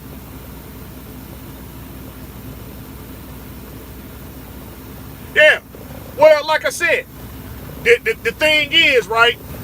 If you check your stuff, if you check it at the door, right? If you check it at the door and let it be known how things are gonna be done from the get-go. If you let folk know how stuff gonna be done from the get-go, right? Then you'll understand. Like, you ain't gotta worry about, well, you're trying to discipline the child and stuff like that. You're trying to discipline the child and stuff like that. Like I said, I don't worry about them comments. They talking about, well, you ain't my daddy. Guess who else ain't your daddy? That police officer, he ain't none of your daddy. But when he tell you, when he do this right here, you ain't going the other way. When he do that, you ain't going the other way. That district attorney, they ain't none of your daddy either. But when they charge you with whatever crime and stuff that you committed, that charge stands. When that judge and stuff, when he passed down that sentence, he ain't none of your daddy either. But if he tell you and stuff, you got 20 years, right? You got 20 years, you might well go ahead and buckle down and get ready for the long ride. A lot of people out here ain't your daddy. But when they tell you to do, but see, the thing is, it's also understood they checking you at the door. They checking you at the door. And if you do anything else contrary and stuff, right? I mean, it's boys or girls and stuff. It's the same. It's the same thing. It's the same thing. It's the same thing and stuff. And don't get me wrong, they'll try you. They'll try you. They'll try you.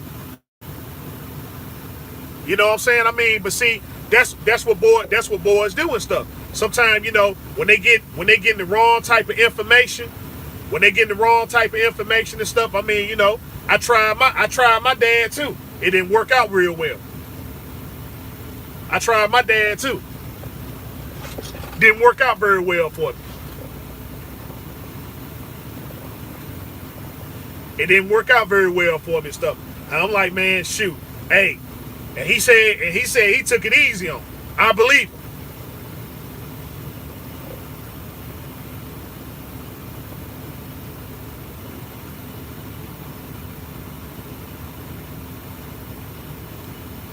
Yeah, every now and again, you know, that's just what, you know, that's one of those lessons. That's one of those lessons and stuff, man. Sometimes, you know, they get around the wrong crowd, they get the wrong information and stuff, and somebody tell them that, you know, they're a little bit bad, and stuff like that, you know. Something get said and stuff, and then they got to feel like they got to assert their dominance a little bit. I forgot myself, but he snapped me in reality real quick. He snapped me into reality real quick. That's one of those lessons and stuff, man, that never went away. That's one of those lessons that never went away and stuff. You know, hey, he apologized. Hey, I'm sorry I had to do it.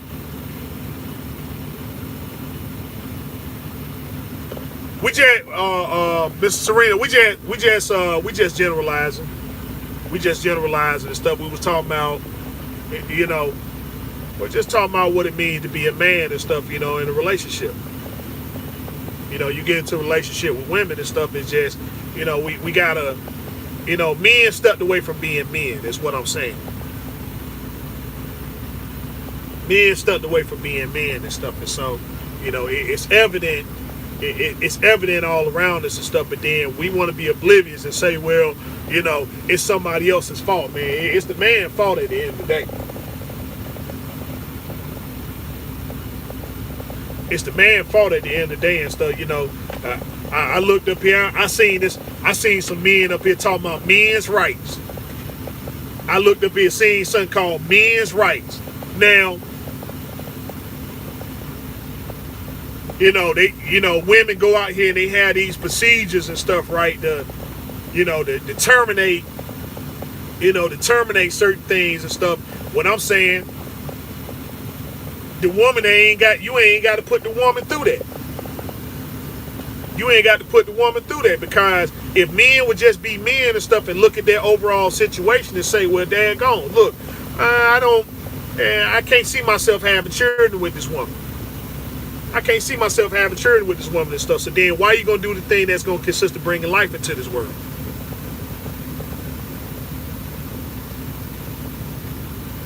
That's real simple. You see what I'm saying? It doesn't involve nobody having to go down there to no doctor or no kind of clinic or none of that stuff. It just take a man and stuff to sit there and take a few minutes and stuff to look at his overall situation and say, well, you know what? That's not a good idea. I shouldn't do it. And nothing's going to happen. Nothing's going to happen. They're your men's right. They're your men's right there and stuff, man. Using your brain. Using your brain. Just use your brain. Do you want to have a child with this woman? If yeah, then go ahead.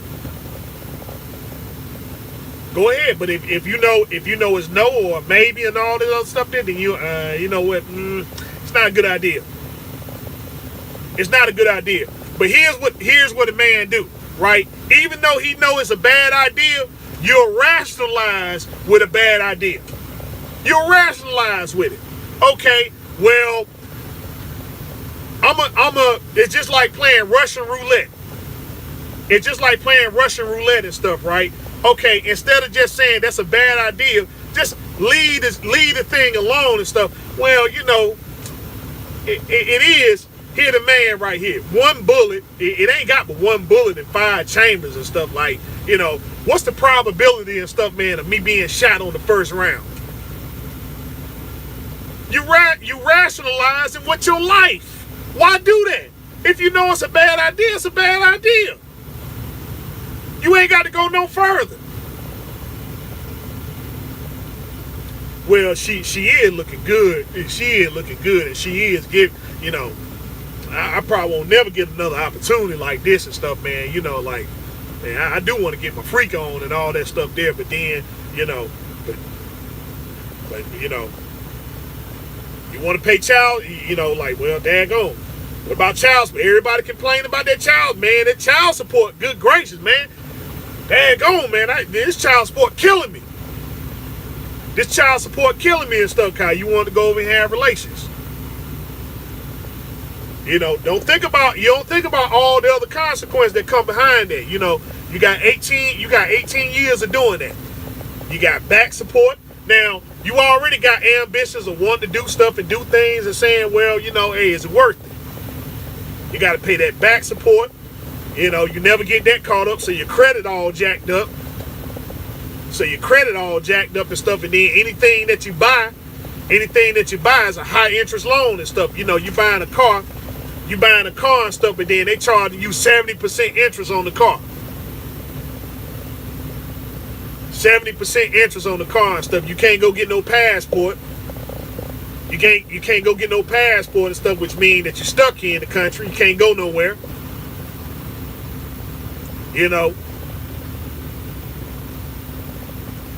Like, man, I mean, do you really want to be a father?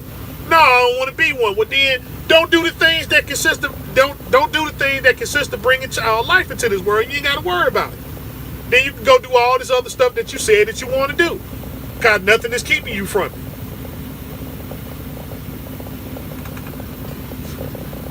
Got to rationalize with dumb stuff, man. Let's see, I seen a lot of truckers with $500 checks because of that. Right. All day, like I said, I ain't never seen one person sit there and say, I'm proud. Man, I sure am glad I'm paying child support.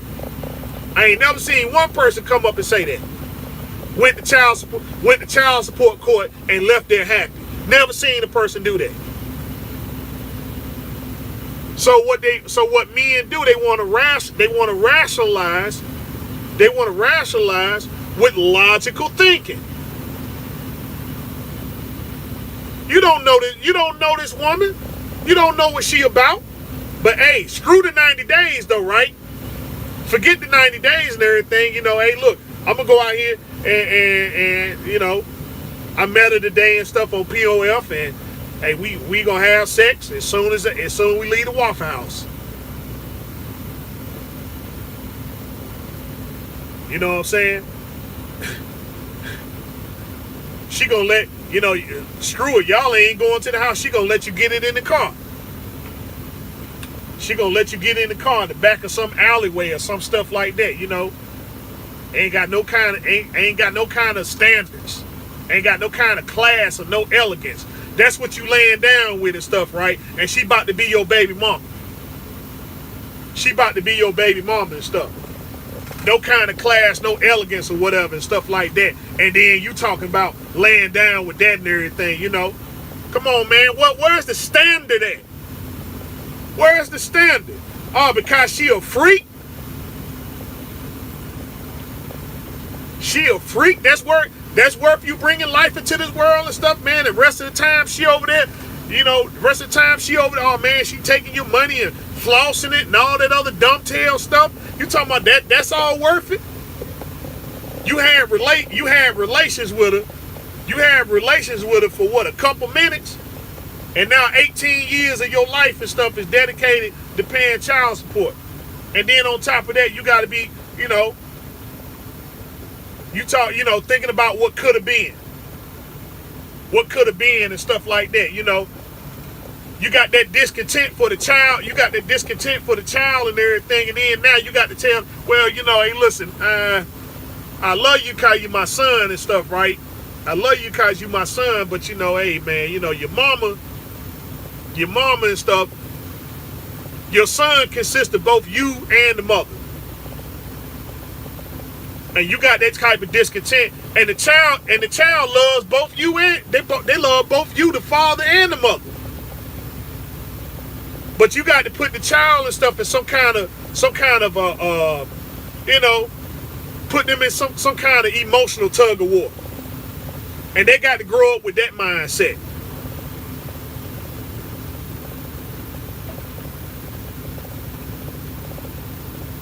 Yeah, you see what I'm saying?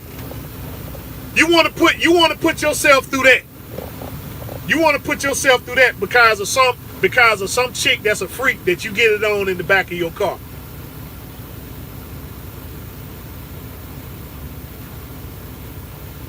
Oh well, I'll use a condom. There's some more that daggone Unlogical man logic right there.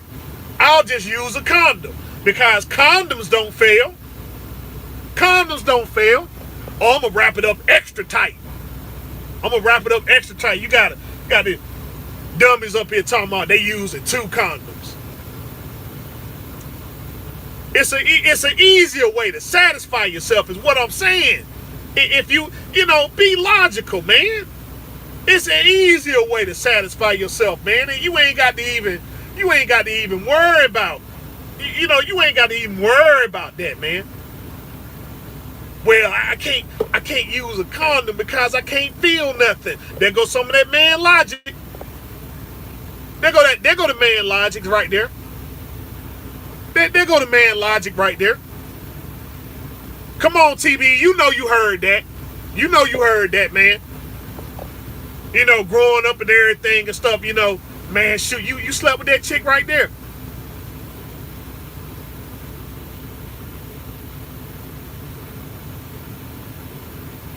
All right, well, take it easy, man. There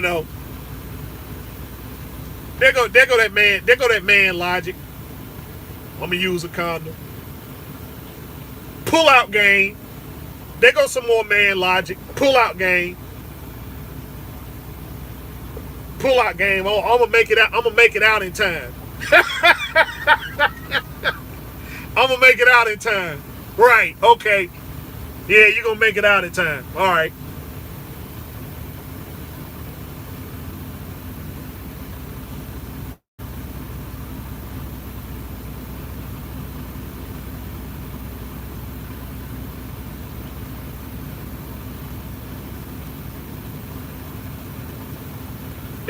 Yeah. Of course they say that. Of course they say that and stuff. I mean, man, listen, you can't. You're not gonna always be 100% accurate. That's just that. You're not gonna always be 100%. Even the people that do it for a living, and stuff, man, they ain't accurate. They confess and said they made some mistakes and stuff. So I'm like, and they do it for a living. You know what I'm saying? So I like, man, I mean, heck, if anybody and stuff, man, they the scientists and stuff on that, on that aspect there and stuff, and they like, hey, look, I screwed up and yeah, she had my child and all that other stuff there, or some of them, they went and got certain things done, but hey, some of them went through with it. Like, okay. But like I said, there's your man logic right there. Anything to escape responsibility. That's what the man does today. That's what men do today. Anything to escape responsibility. Instead of just telling the truth for what it is and stuff, man. Look, hey, chick, hey.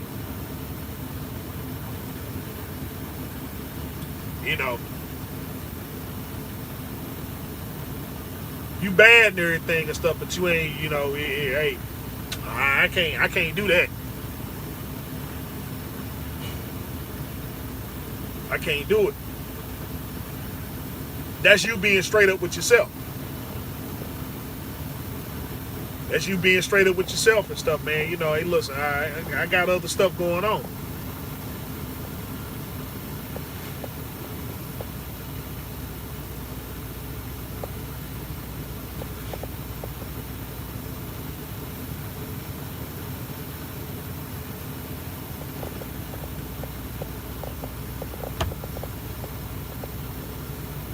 But you see how simple it is, right? You see how simple it is and stuff, and then I gotta sit here and have whole conversations with men and stuff about your rationalization.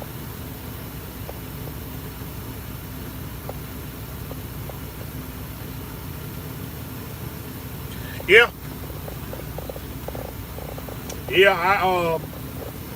I wasted my 20s too. I wasted my 20s too and stuff, man. I like, shoot, it's from 20, yeah. I think I had one good year in my 20s. Yeah, I think I had one good year in my 20s, but the rest of the time and stuff, man, I just, dude, it was, you know,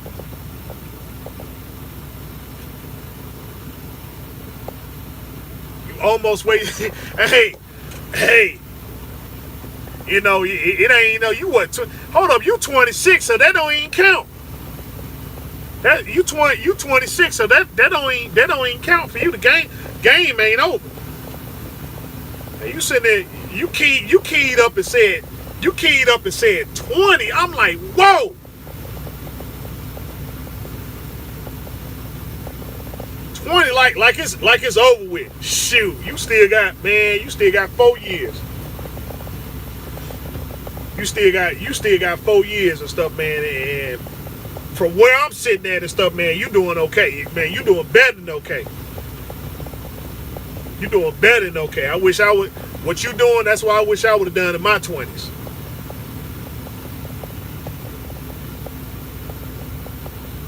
$20, 26. I'm surprised, man. I can even fix my mouth to say 26. I'm like, I mean, dude, I'm looking back like, man. Let's see. When I was 26, What the heck was I doing?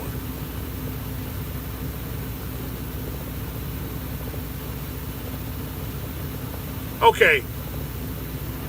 All right. Well, yeah. Okay. All right. I take I was good. Yeah. 26. I was doing okay. I was doing all right. Leaving Memphis was best thing I could have did with no bill. Yeah. I mean, dude, when you was in jail when you was 12. Whoa, shoot, TBE. What the heck, man? What the heck? I was. Yeah, 2006. That was my 5th year driving truck. Yeah, I was in year 5 and stuff. I finally got the place to myself. Like, man, my place. I had everything decked out in it the way I wanted it decked. I mean, everything, man. It was just, dude, like, coming home was something I was looking forward to. Like, I couldn't wait till Friday. I couldn't wait till Friday and stuff. I'm like, most of my 20s, you was in jail. Wow, man, that sucked. That sucked, man. Well, you know what? You ain't in jail now, so you ain't in jail now, man. Dude, I had 63 inch TV was the big screen. That was the biggest TV you can get, before the flat screen off. 63 inch TV, PlayStation 2, the original Xbox, the Nintendo GameCube. Every single game, I mean, man, just games, just galore and stuff, man. Like, games galore and stuff, man. I'm like, all the anime I can watch and stuff, man. Just whole place just decked. I mean, man, a very beautiful place. It was complete place of sanctuary and stuff. I had my motorcycle under the porch. And stuff, man. My daggone 2 cars outside and stuff, man. My 2 cars outside and stuff, and I'm scared to go somewhere. I'm scared to go somewhere.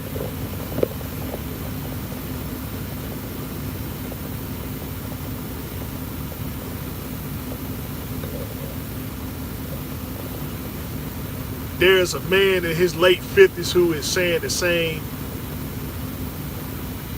Oh, well, yeah, I mean, that's the whole point.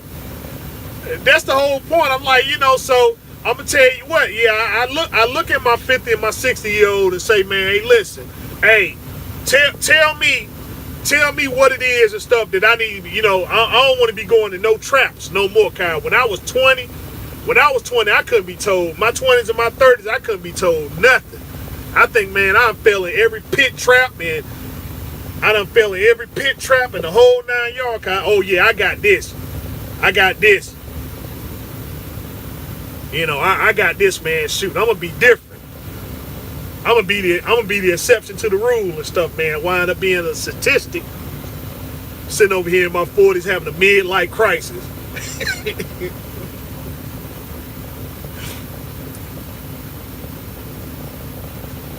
Having a midlife crisis, man. Shoot.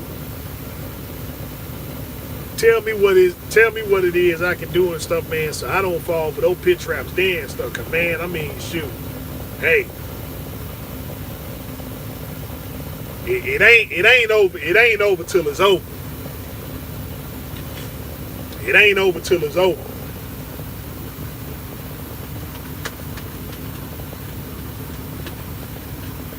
Boy, if I you know what, I ain't even going to that. I ain't even going to that and stuff, man.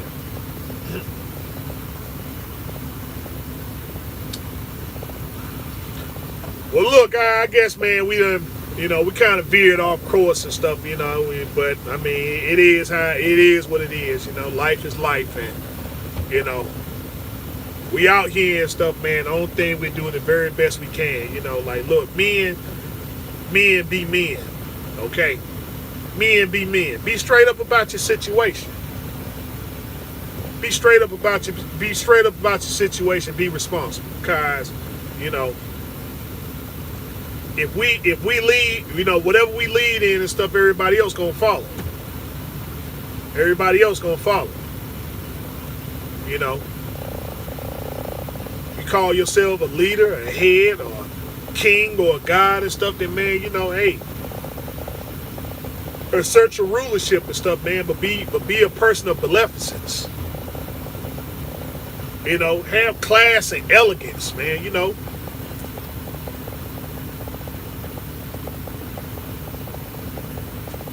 Yeah, it is a forgiving trade. It is, man. You know, cause shoot, nobody wants to do this job. Nobody wants to do this job and stuff, man. You know, I'm gonna tell you, trucking and I don't care where, trucking gonna be here forever, man. Trucking gonna be here forever. That's a fact. That's a fact. Trucking gonna be here forever.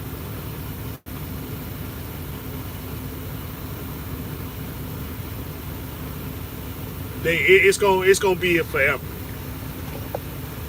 It might take on a different form. It might take on a different form. The truck might drive itself. The truck might drive itself for a little while. But you know, remember man made it. A man made it. You might get, you know, it might drive itself for a little while and stuff, but eventually you're still going to have to take control of the wheel. It's all too. The weather gonna be unbecoming and stuff. What's gonna happen? That wind get high and stuff. That wind get high and everything. What it's gonna do? When it get to raining and all that other stuff there, what you gonna do? It get to snowing and stuff like that, what you gonna do?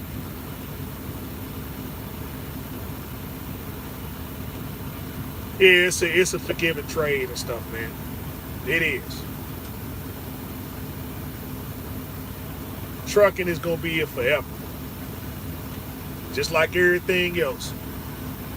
It just, you know, some people gonna fill the void up and stuff like that, but still gonna be cashiers.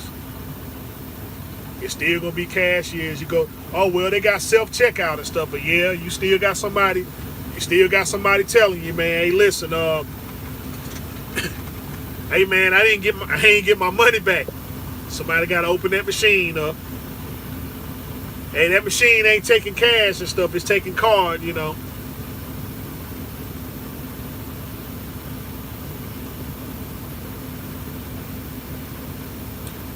Hey fellas, I'm gonna go over here and go in and get me a shower and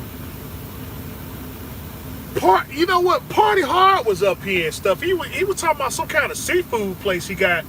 Man, I looked at it. I'm like, I forgot the name of it, but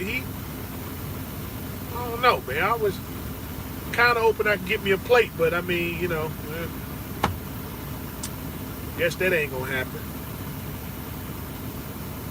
But anyway, fellas, y'all take it easy. As always, it's your man right here, the one, the only, that beautiful Rhode Island Red Rooster, telling you as always, continue to do your research, fact-finding studies. Honest on your skills every day. Till next time we talk, next time we meet, be safe, be easy. Peace out.